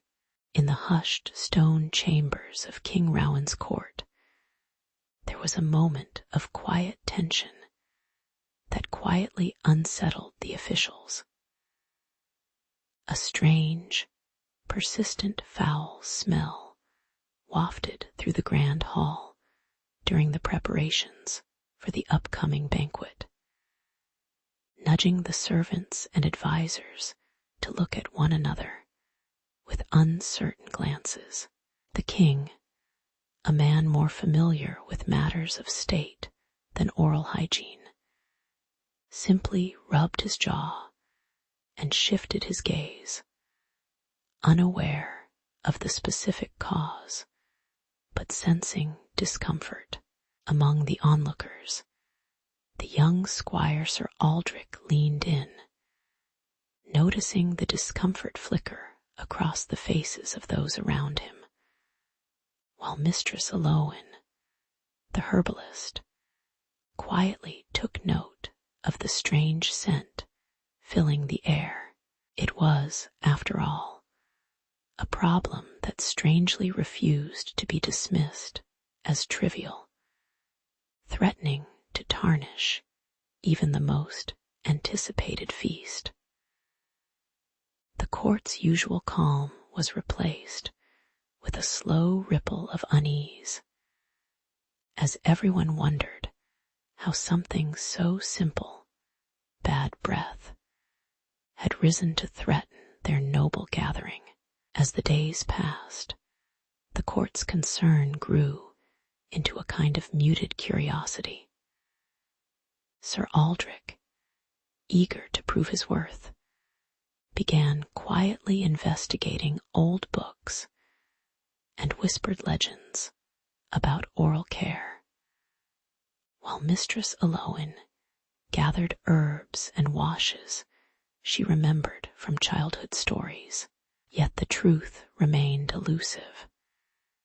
Ancient texts mentioned only vague remedies, rinses of vinegar, and swallows of clove water, practices so commonplace that they seemed almost mundane in their honesty. The court became a quiet theater of small motions, idle toothpick scraping, subtle rinses at the side of the hall, silent exchanges of herbal vials. The foul odor persisted, stubborn as the old stone walls themselves, and no one quite knew how to solve it without risking spectacle or embarrassment. It was, perhaps, a humble reminder that even kings are not immune to the good old-fashioned human imperfection, bad breath, an unassuming sign of many forgotten routines. Irony lingered in the air like a slow, damp fog, as the court servants began to chuckle gently at the thought of ancient remedies and the eccentric habits of their ancestors. Mistress Aloin, with her tired eyes half closed, joked softly about the medieval obsession with gargles of vinegar and swishy herbal liquids, which seemed to have little effect against the stubborn smell. Meanwhile, Sir Aldrich, trying to appear confident, insisted that rinses of honey and salt could work wonders, though his own breath betrayed him. The court's serious atmosphere dissolved into a gentle hum of mild humor and shared quiet acknowledgment of human folly. Countless generations had battled these small daily troubles, from brushing to rinsing, yet somehow, in this grand hall, it all felt rather mundane and human, an eternal cycle of small attempts, minor failures, and the patience that kept everyone going. Over time, the court grew calmer, less preoccupied with the foul smell itself, and more attuned to the gentle rhythms of everyday life. Mistress Aloin produced a simple herbal rinse, infused with mint and thyme, which she recommended with a soft smile. Sir Aldrich, learning to be less anxious, observed the slow process of rinsing and picking, realizing that perhaps there was no secret fix, only patience and small daily routines. The foul odor gradually receded, not with sudden magic, but through the quiet persistence of modest measures. As the stone walls absorbed the gentle hum of life, continuing of feasts prepared, candles flickering, and soft voices recounting stories, the court found its peace again, reminded that even the most human struggles are part of a bigger, quietly enduring narrative. Sometimes the simplest deeds, like rinsing one's mouth or choosing a clean toothpick, are quietly enough to keep the peace, both within and without. In the slow, reflective moments that followed, the court's experience settled like dust on old shelves. Nothing extraordinary, just a small chapter of human imperfection, managed with quiet care. The lesson lingered in the air, every routine, no matter how dull or insignificant it seemed, carried a subtle dignity. people resumed their familiar motions, contented with the gentle knowledge that imperfection was lifelong and shared. Mistress Aloin's herbs sat quietly by the windowsill, their scent fading gently, while Sir Aldrich's eyes remained thoughtful, but soft with age and acceptance. As the shadows lengthened across the stone floor, the court's peaceful, understated endurance seemed to whisper that perhaps, in the end, even foul breath was just another part of the human story, fading into the background of daily life, quietly and inevitably. And so, the court waited patiently for the next small challenge, knowing that some odors, like some stories, were best left to fade into gentle silence. In the quiet hours of dawn, Mistress Aloin wandered through her modest herb garden, her fingers brushing against fragrant sprigs of sage and mint, seeking the perfect blend for her mouthwash. The cool, dewy air carried the faint hum of early birds, yet her focus remained fixed on the task of gathering nature's quiet remedies, each leaf and root a potential shield against decay. Her small wooden bowl filled slowly with crushed herbs, a simple testament to her hopes of healthier teeth, and perhaps a little respect from her neighbors. In these humble moments, she believed in the healing whispers of the land, unaware of the silent, unseen shadows lengthening behind her rivals and doubts that waited just beyond sight. As days passed, the tension grew thicker. Rumors spread that her rival apothecary, a shadowy figure cloaked in skepticism, had begun sabotaging her symbols of hope, plant cuttings mysteriously withering, her springs thick with mud after storms. Mistakenly or not, her bottles of rinses turned cloudy, their scent less inviting and more suspicious.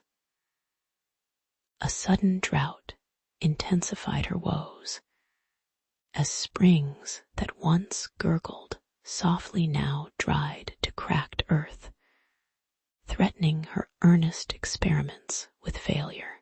Aloin's hands trembled slightly each morning, contemplating whether the land itself had turned against her ambitions, or whether darker forces had silently conspired to undo her work. Despite the mounting difficulties, irony weathered her quiet resolve like a gentle sunbeam slipping through cloudy skies. Her best herbs, once vibrant, wilted without water. Her carefully constructed remedies stagnated in unresponsive vessels. Yet, she found comfort in the small, mundane acts, stirring her mixture with a wooden spoon, tasting the bitter rinse, waiting for the next rain that might come too late. Her face, often blurred by the light filtering through her window, held a calm acceptance, relishing the slow rhythm of her daily routines amid the chaos. In this patience, she saw a quiet irony that even the most earnest plans can be undone by the simplest forces of nature or misfortune, all far beyond her control. In the stillness of her simple cottage, Aloin sat quietly, watching the waning light settle over her herb racks and the cracked springs outside. Her remedies, once vibrant hopes, now rested in a state of humble patience, waiting, as she was, for conditions to change. She mused on how her small acts, such as rinsing her mouth or choosing a herbal pick, were part of a centuries-old routine, ordinary, yet connecting her to generations of others who tended to teeth with little more than tradition and hope. Her face, shaded by a worn cloth, appeared gentle and mild, touched by the quiet humility of someone who knew that progress often moved at the speed of seasons. In this calm, she found a wistful peace, accepting that some remedies and lives simply require time. Looking back, Mistress Aloin's story felt less like a grand adventure and more like a gentle ripple in the constant flow of everyday life. Her struggles with ruined remedies and sabotaged herbs were small reminders of human imperfection, moments of quiet humor, almost lost in the large silence of history.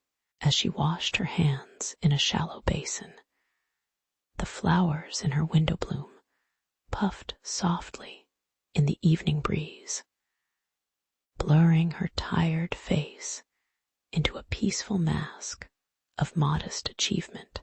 Though her hopes for groundbreaking cures faded with the drought, her perseverance was quietly woven into the simple act of caring for what little she had. In the end, her journey was just another slow chapter in the endless story of people tending to their humblest tools and dreams beneath a gentle, unchanging sky. In the quiet hours of early dawn, Sir Aldrich set forth from his village, the air cool and tinged with the scent of dew. His journey to the distant monastery of St. Brigid was marked by a gentle resolve, the road softly rumbling beneath his worn boots. Along the way, villagers greeted him with distracted waves, their eyes heavy from sleep, as if the world itself was reluctant to wake fully.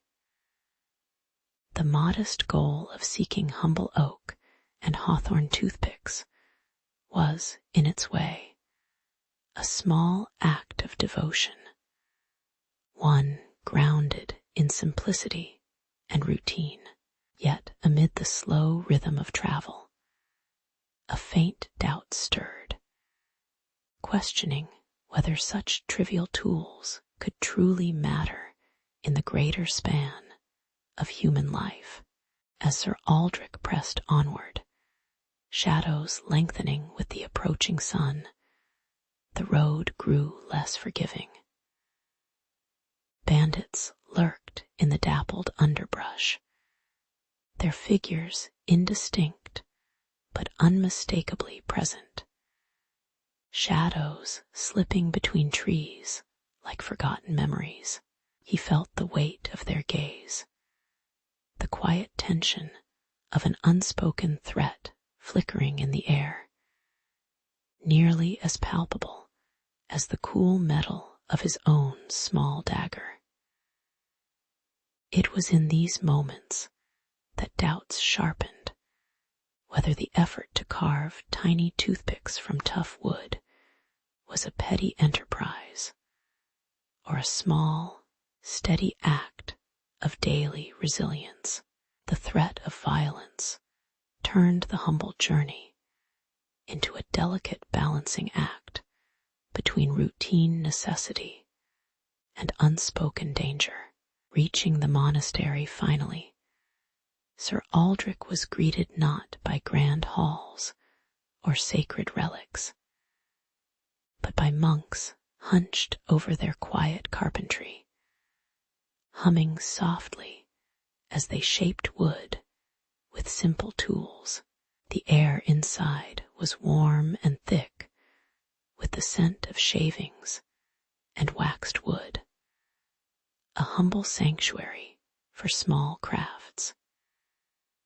He watched the monks carve delicate, slender toothpicks from oak and hawthorn, their blunted faces blurred beneath the gentle glow of candlelight.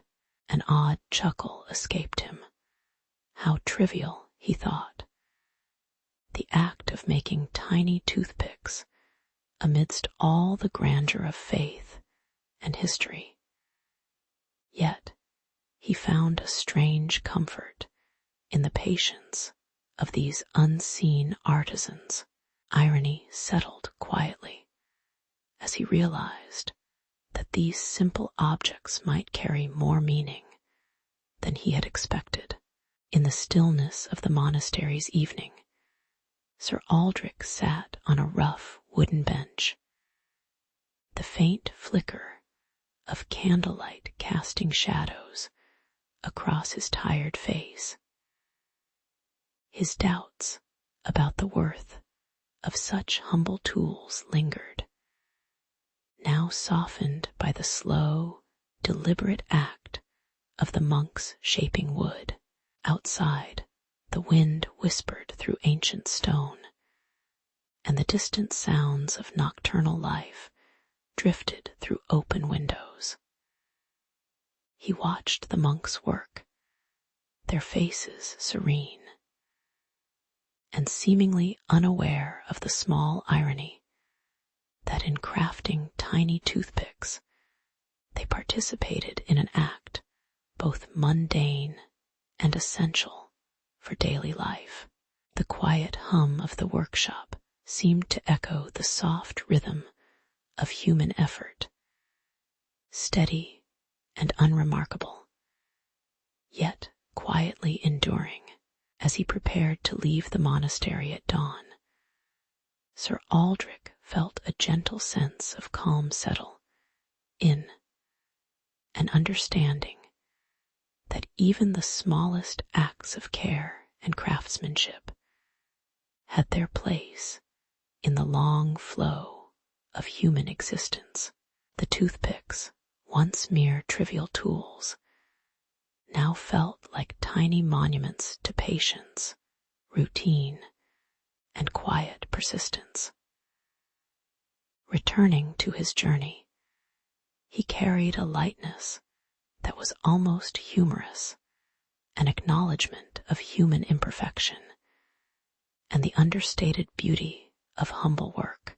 The road ahead stretched calmly, the world still softly turning beneath a sky gradually brightening, as if the ordinary moments, like the carving of a toothpick, carried their own quiet, enduring significance in a time when daily routines were measured by the quiet hum of chores and the gentle rustle of linen. The art of oral hygiene found its humble place amidst the endless tapestry of medieval life. Nobles and common folk alike carried small cloths, herbs, and simple tools, each seeking a fleeting moment of freshness in the midst of their routines.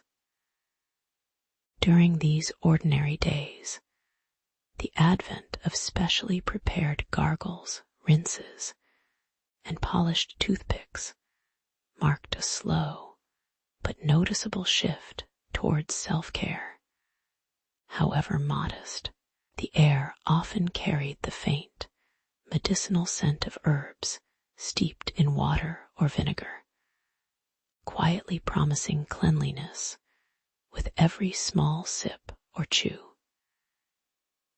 It was a gentle reminder that even in a world of hardship, small acts of order and comfort persisted, calm, unhurried, and distinctly human.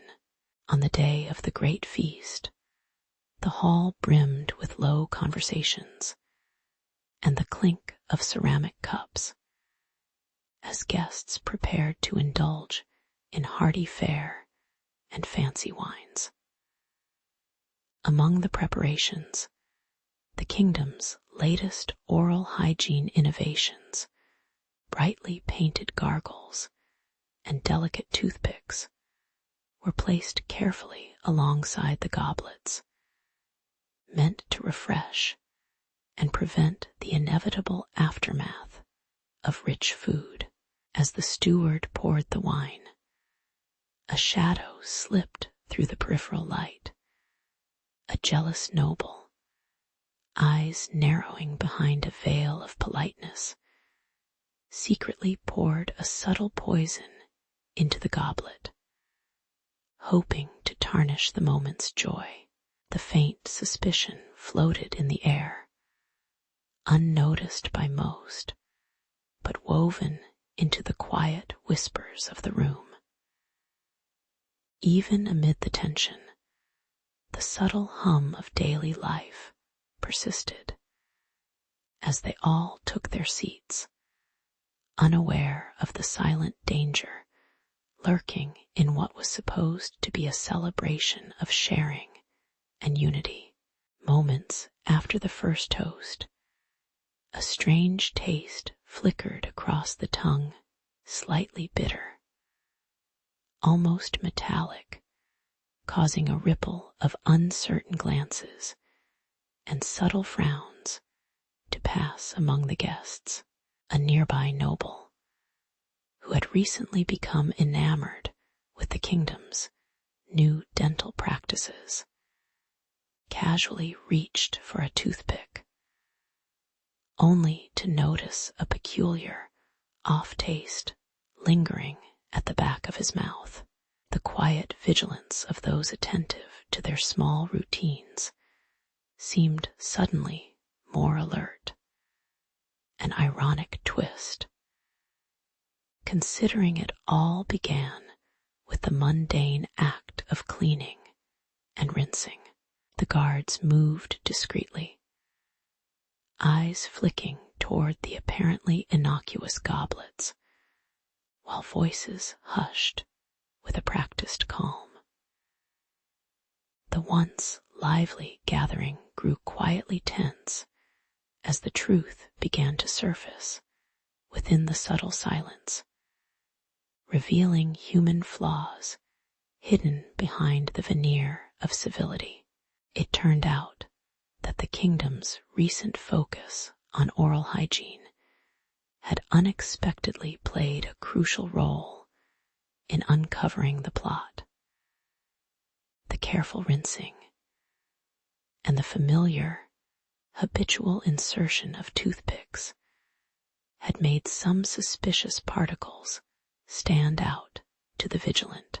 As the accused noble's plan unraveled, a mix of quiet relief and mild irony settled over the room, proof, perhaps, that even in the face of human folly, small routines offered a kind of clarity. With the threat removed, the hall returned to its tranquil rhythm, the minor commotion settling into mere whispers and gentle laughter. People resumed their places, fingers gently brushing their teeth, the echoes of the earlier danger fading like a thin cloud passing before the sun. The feast gently resumed, a subtle reminder that the ordinary, well-practiced acts of hygiene could sometimes serve as quiet guardians of peace. Later that evening, as the moon cast a dim glow through the stained glass, reflecting softly on laid-out tablecloths villagers and nobility alike leaned back into their seats with a gentle sense of familiarity. The day's events, marked by human flaws and small acts of vigilance, seemed quietly woven into the fabric of everyday life, reminding all that the pursuit of cleanliness was not just about appearance, but about simple, shared moments of trust and observance. The blurred faces of prophets or elders remained unseen, their silent watchfulness carried in the gentle routines passed down through generations, routines that, with modest irony, had once again kept calamity at bay. As they rested in this slow, peaceful evening, it was clear that even the smallest act, rinsing, gargling, or picking at one's teeth, could carry a quiet, if humble, moral. In a human world, attention to detail often matters most when least expected. In the quiet hours of a medieval morning, townsfolk moved slowly through their routines, their faces often turned upward, contemplating the tasks ahead with a faint sense of duty. Amidst the flickering candlelight, simple clay bowls held fragrant herbs meant for gargling, an act that had become a ritual of modest importance. The sounds of wooden teeth-cleaning sticks tapping against wooden tables echoed softly, a gentle reminder of human efforts to clean what was inevitably hidden from sight. It was an ordinary scene, yet beneath this routine lay a quiet hope for health and unity, a small act connecting all in a shared sense of care. History, in this moment, was just about living, smiling, rinsing, and waiting for the day to deepen into shadows. As the seasons shifted, whispers of a growing concern circulated, perhaps over unspoken disease, or a lost sense of freshness that lingered too long in the cold air. King Rowan's advisors, faces obscured by the flickering shadows of torchlight, debated the finer points of herbal blends and the proper angles for toothpicks. In a mild, measured voice, the king's decrees turned towards ritual, insisting on daily minty rinses and crafted toothpicks, not as grand reform, but as a quiet effort to restore some order to the disarray. The routine grew more complicated, with subtle ironies, some subjects questioning whether their breath was truly saved by crafted sticks, or just the act itself becoming a comfort. Yet, in the midst of doubt, a steadiness settled across the court, as if the very act of caring for their mouths was enough to hold the fragile fabric of unity intact. Soon, the bustling markets displayed rows of small ceramic bottles and bundles of thin wooden sticks, a modest display of what some might call obsession. Tailies grew of herbal gargles that claimed to banish the foulest odors, and there was a quiet amusement in how seriously even the humblest townspeople took their oral routines. Prophets, their faces forever hidden in shadow or veiled by a wash of light, seemed to suggest this focus on oral health was a divine sign. Yet their voices were seldom heard clearly, just a murmur among the busy street sounds. The irony lingered. A society so absorbed in these small, almost trivial acts, as if the purity of breath could somehow determine shared virtue. Still, the daily ritual persisted, weaving itself into the fabric of ordinary life with a gentle sense of purpose. No matter how mundane it all appeared, over time, the ceremonial nature of these oral practices became woven into the routines of daily life. Faint smells of herbs and polished wood settling in the air, silent moments of reflection, while rinsing beneath a window's soft light. The simple acts of gargling and toothpicking no longer felt like harsh chores, but rather quiet pauses for self-care and connection. Faces, softened by the warmth of habit, carried an almost peaceful familiarity, bored but steady, conscious of their small contribution to something larger.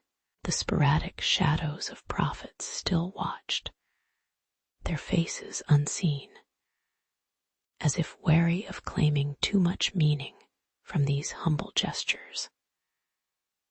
In this slow, unremarkable rhythm, the community learned that sometimes the truest legacy was just in the quiet persistence of caring for oneself amid the slow passage of time. Decades later, the story of these small daily customs remained a faint thread in the tapestry of history, an echo of a time when rulers and subjects alike sought comfort in routine, in the shared act of maintaining health through simple, deliberate gestures. King Rowan's decree had cemented a modest tradition, one that endured beyond the era's uncertainties, quietly remembered as a symbol of collective effort rooted in everyday life, a legacy of the clean tongue, as some would later call it, unfurled softly across generations, a reminder that even the most modest routines could forge bonds of unity and well-being. Reflecting on this, one might see the humor in how history often preserves not grand victories, but small acts, gentle, imperfect, and human, perched quietly in the background of passing ages. In the quiet early mornings of Tenochtitlan, a young healer named Sitlali wandered beneath the shade of ancient cypress trees, her hands gentle but curious as they brushed against a rough, twisted twig she had never seen before. It was called Chikahua, and it seemed ordinary at first, just a small branch, worn smooth by years of use.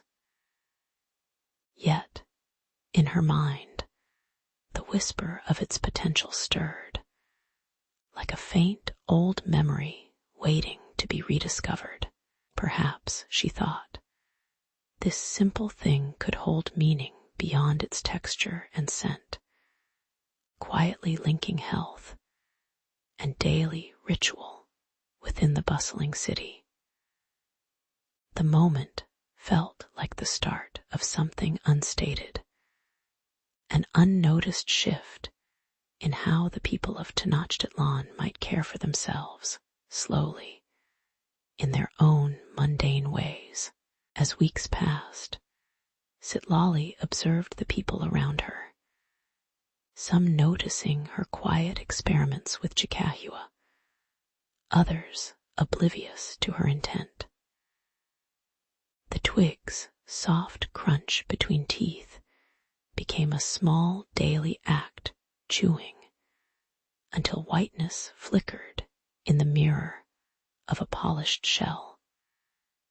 A faint reason for smiling more at sunrise, yet with every bright smile and clean tooth, an unwritten social code seemed to be forming. Those who retained the gleam and freshness appeared healthier, perhaps even more fortunate, linked, subtly, to status beyond mere appearance. The ritual grew quietly into a shared custom, one that perhaps held more symbolic weight than anyone could articulate. Still, the city's rhythm held steady, and Sitlali's discovery remained a simple, unnoticed secret, laced with a certain irony. Hygiene in its humble form could carry both health and humility. Over time, some elders scoffed quietly at the fuss, dismissing Chikahua as a childish fad or an unnecessary concern, an ironic echo of forgotten traditions or mislaid rituals.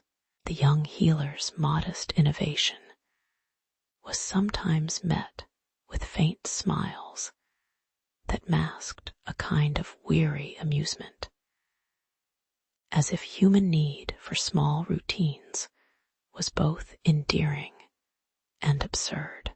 Yet in the cool shadows of evening markets, a few still gathered, chatting softly about health, about pride, about the odd beauty of a clean tooth. These conversations, slow and cautious, drifted like lazy smoke into the night, hinting at a shared understanding that such rituals, humble as they seemed, contained threads of human longing for simple control over their lives amid chaos. Perhaps, they mused, nothing is sacred about the twig, only that we choose to cherish it quietly in the face of life's inevitable wear. Eventually, the practice settled into a quiet routine, a gentle rhythm woven into the fabric of daily life.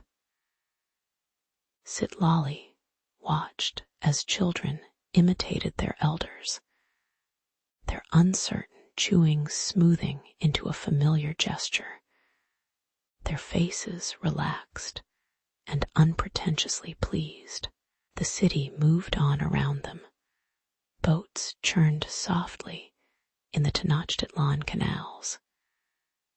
The sun painted rooftops with warm orange hues, and the distant calls of merchants drifted like a gentle lullaby.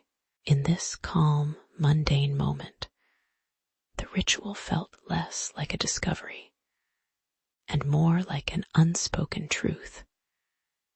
Human routines are often small, repetitive, and quietly enduring. Chikahua's role in life's ordinary mechanics reminded everyone that even the simplest acts can bear layers of meaning, humbly connecting health, community, and the passage of time. Now, in the slow passage of centuries, the image of Sitlali and her twig seems faint and distant, yet somehow still present in quiet corners of history.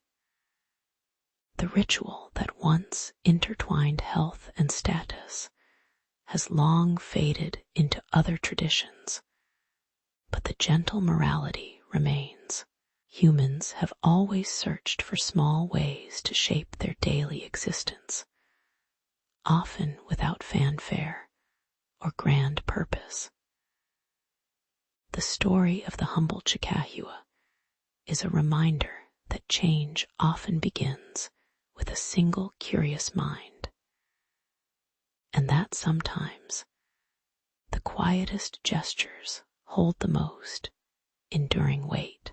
Perhaps, in their slow, unassuming way, these routines served as tiny anchors for human humility and hope, as endless and quiet as the city's shimmering canals at dusk.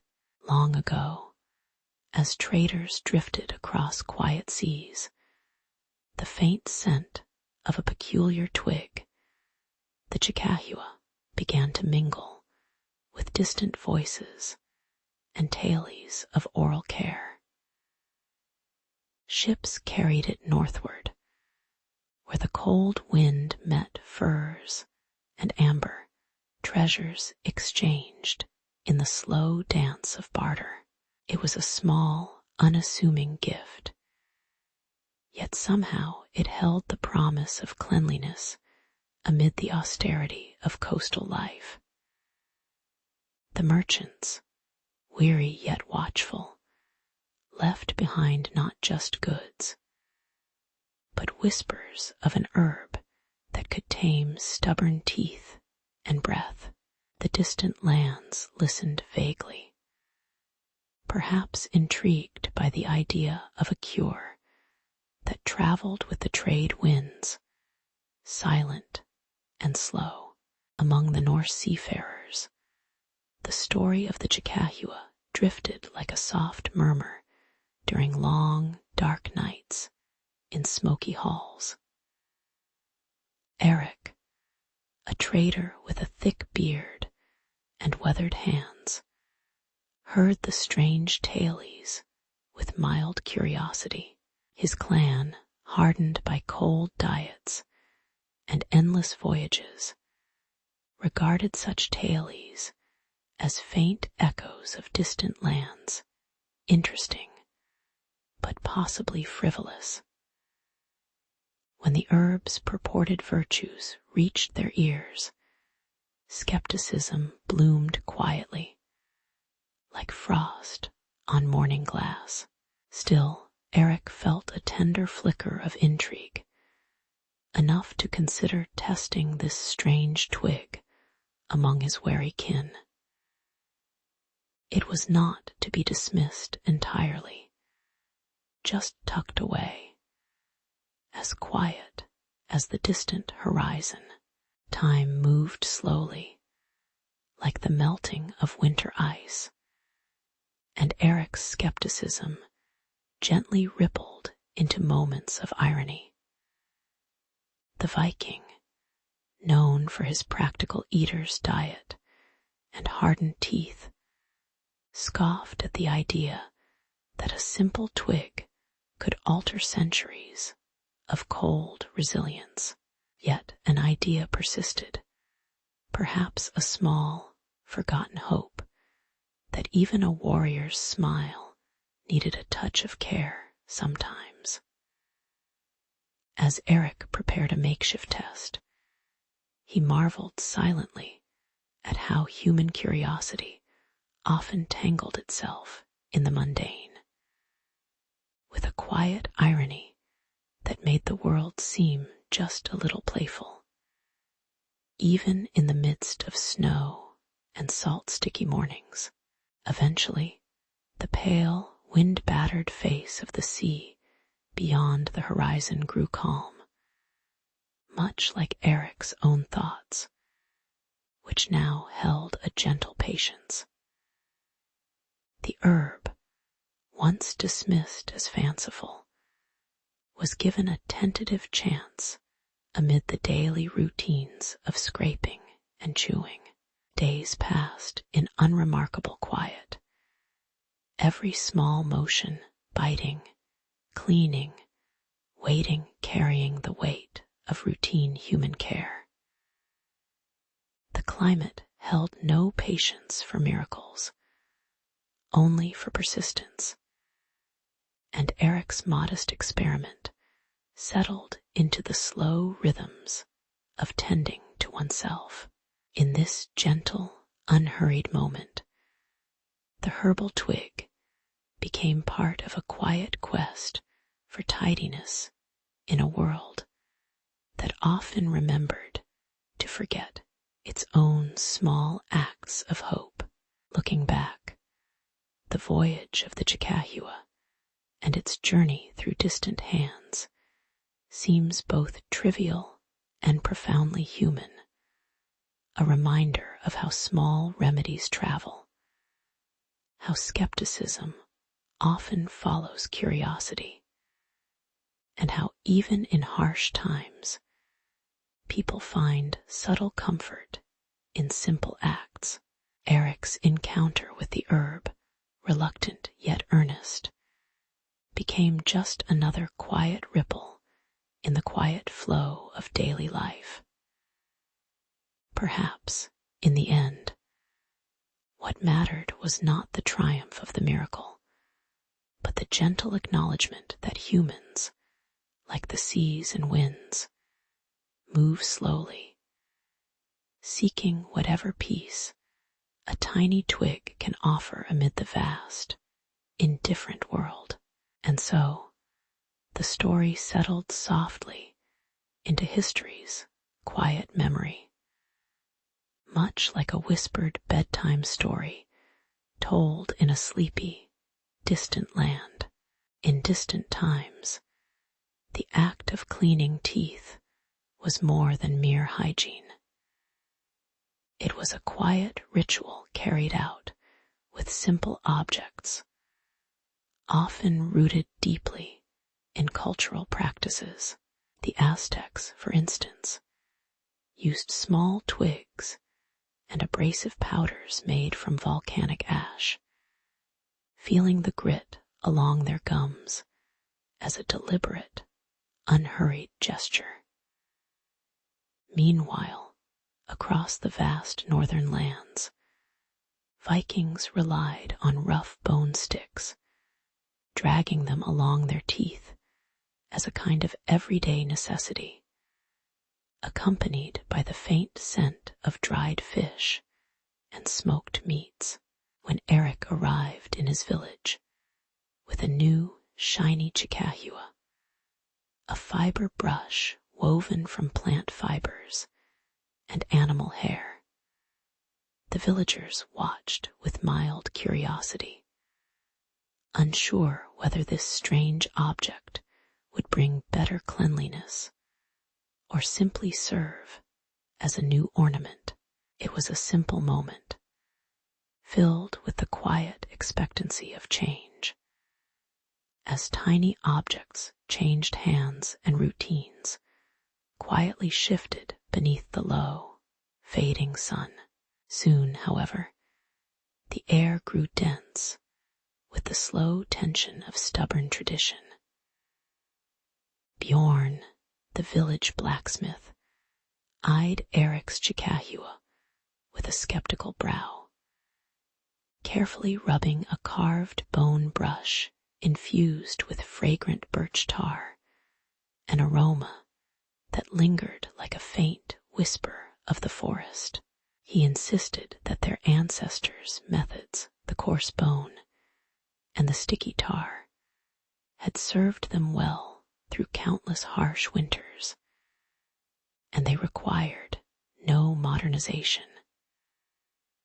As the cold wind slipped through gaps in the wooden walls, conversations morphed into small disputes, punctuated by pauses and the silent flicker of raised eyebrows.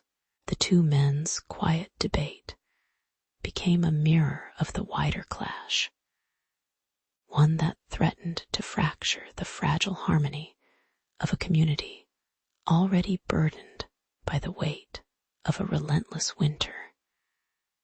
The sky heavy with the promise of continuing cold. In an almost absurd turn, the conflict drew an unexpected air of irony. A shiny new brush, meant to improve a humble daily act, was now the cause of a quiet standoff. Eric, standing firm with his smooth, brightly colored bristles, looked almost amused at the insistence of the old ways. How a small device could symbolize resistance and identity at once. Bjorn's carved bone, slick with tar, looked just as mundane as ever, yet its significance was deeply rooted in centuries of tradition. The village, observing this quiet contest, seemed to pause and breathe, aware of how simple routines could become the subtle battlegrounds for loyalty, change, or simply human stubbornness.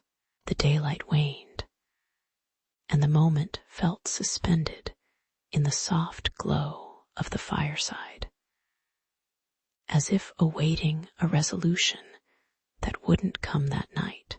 Eventually, the villagers settled into a gentle calm, the kind that arises after friction dissolves into shared silence. The two men, tired with their silent mental tug-of-war, looked at each other and at their respective tools, smooth, rough, colorful, and unassuming, all quietly coexisting. The winter outside continued its slow, unrelenting march, but inside there was a newfound patience. Eric set aside his Chickahua, the fibers catching a dying ray of light, while Bjorn wiped his bone brush on a piece of leather, the tar slightly softened from the warmth of his hand. In this stillness, the community remembered that no single method held exclusive hold over their routines. Only the simple act of cleaning teeth remained, honest and unadorned, as ordinary as the passing days.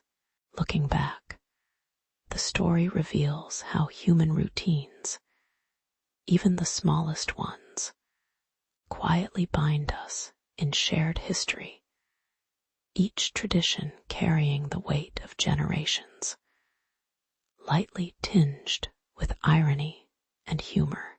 The tension between the old and the new was nothing more than a gentle reminder that change arrives perpetually, but often at its own slow pace, sometimes slipping into the background entirely.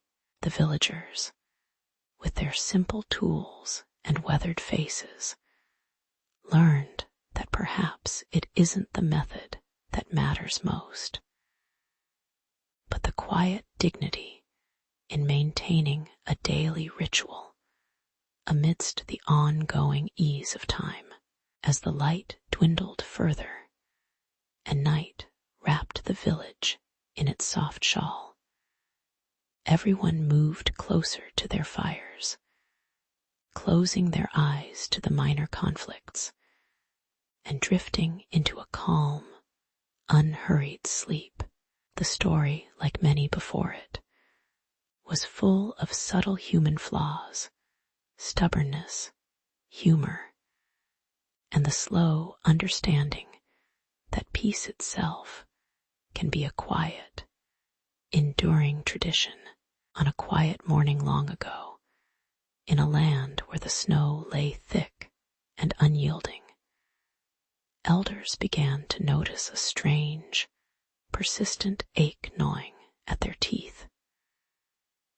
In these cold times, no one quite dared to speak of the discomfort aloud, yet it spread silently through the villages like an uninvited guest. The traditional tools, worn sticks, rough brushes, clattered softly against teeth, but seemed powerless against the unseen ache, leaving many to wonder if the icy breath of winter had indeed brought a new plague of toothaches. As the snowstorm raged fiercely, the suffering deepened, and both the Aztec chicahua and the Norse birch tar brush proved inadequate, their simple bristles and ingredients failing to bring relief.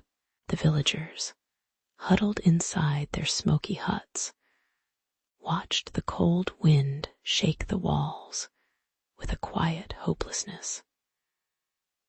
Among the men, Eric and Bjorn, who often shared stories over firelight, began to experiment quietly in their makeshift workshops, mixing herbs with their humble brushes, perhaps seeking some faint hope or distraction amid the turmoil. It was a small act, yet in it lay the tension of human stubbornness against nature's indifferent fury. Irony settled softly into their effort. While both cultures prized their own ways of cleanliness, neither method alone could undo the ache.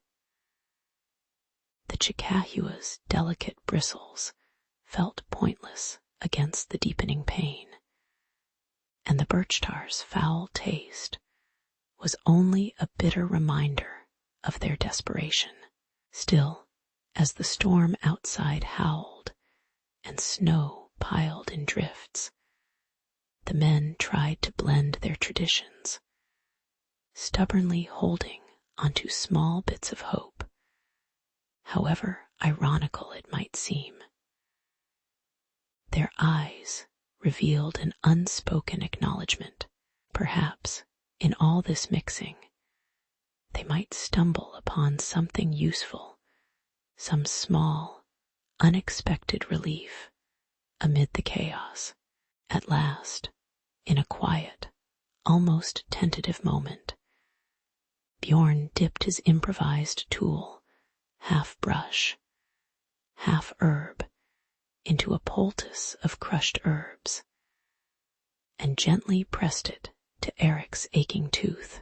The sensation was muted, barely there, yet somehow comforting, proof that human patience and simple innovation could forge new pathways even in the coldest hours. Outside, the storm waned, and inside, a fragile calm settled over the two men, as if the merging of their traditions had softened not just the pain, but the distance between their worlds. The ache that once seemed endless had, at least for now, found a gentle human solution, an incidental victory in quiet struggle. Looking back, it was a modest moment, an unremarkable act of blending cultural knowledge in the face of adversity. The men, weary but mildly amused, simply noted how small human efforts could turn the tide of suffering, however temporarily.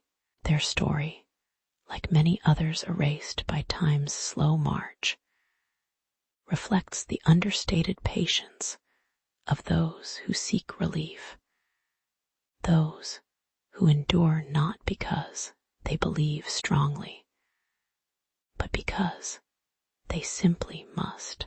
And so, beneath the weight of ancient snow, they found a fleeting peace, a reminder that even the smallest harmonies between cultures carry a quiet dignity amid human imperfection. Long ago, in times when the world was neither hurried nor noisy, groups of humans discovered that a simple twig could serve as more than just a tool for everyday chores. It could also be a gentle guardian of their teeth. Among the Aztecs, warriors and farmers alike exchanged these small bits of wood, carving and shaping them carefully, as if preparing tiny brushes for a quiet ritual.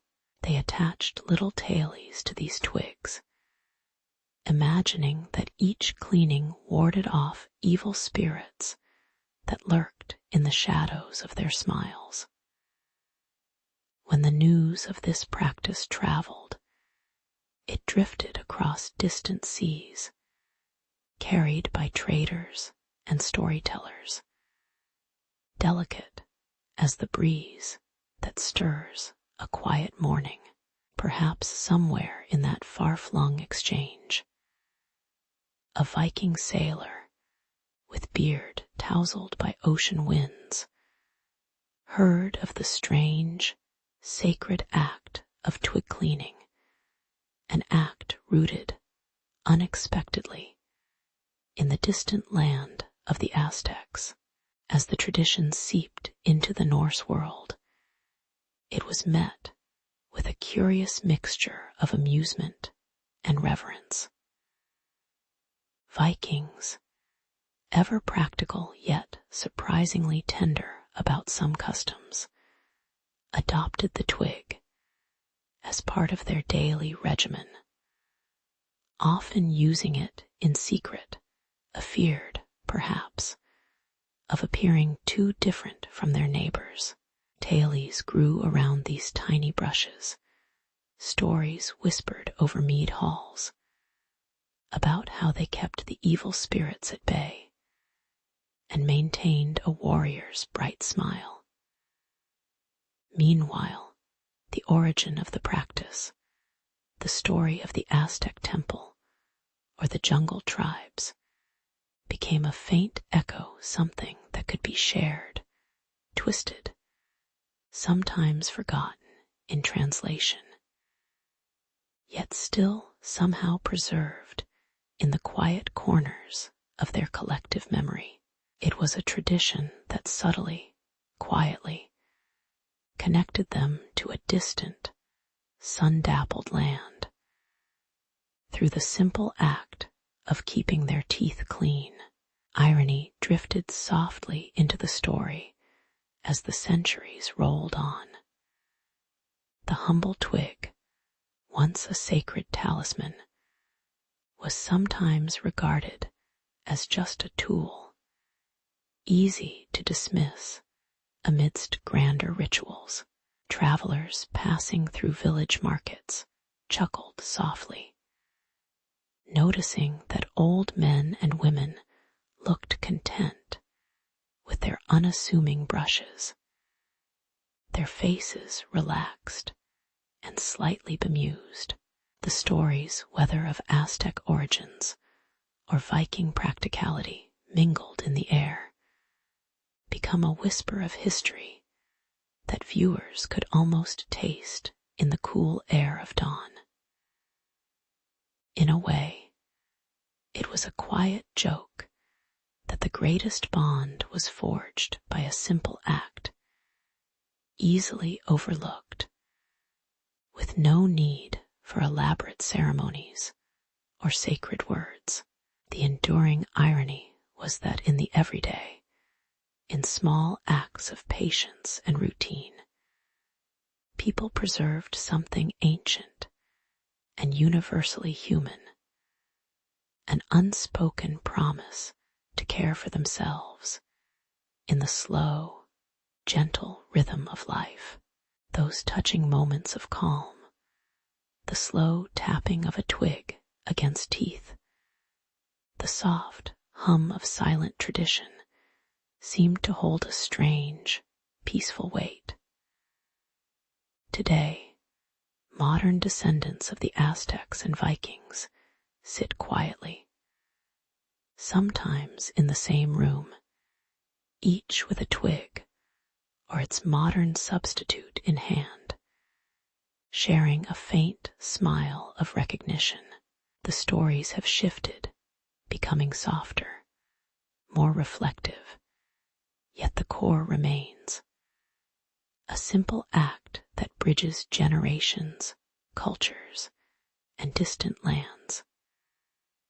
They honor this humble tradition in quiet ceremonies, sometimes in small gatherings, sometimes in solitary moments, where the world feels slow enough to notice the gentle touch of tradition. It is in these small, mindful acts that the old stories linger silent, enduring reminders of a shared human need for connection and care. As the evening settles into gentle darkness, the story of the twig fades into the background, yet leaves behind a faint, comforting trace. In the end, perhaps it is enough to recognize that beneath the surface of grand civilizations, small acts quietly bind us, teeth cleaned, stories told, bonds made in the silence of routine. The patchwork of histories, from Aztec temples to Viking longships, reminds us that even in our imperfections and quiet moments, we are all slightly intertwined, holding onto simple traditions that remind us we are still here, still human. The ancient twig, once a tool for oral hygiene, remains an unassuming yet profound token, a humble emblem of resilience, memory, and the slow passage of time, softly uniting distant peoples in a shared, enduring quiet.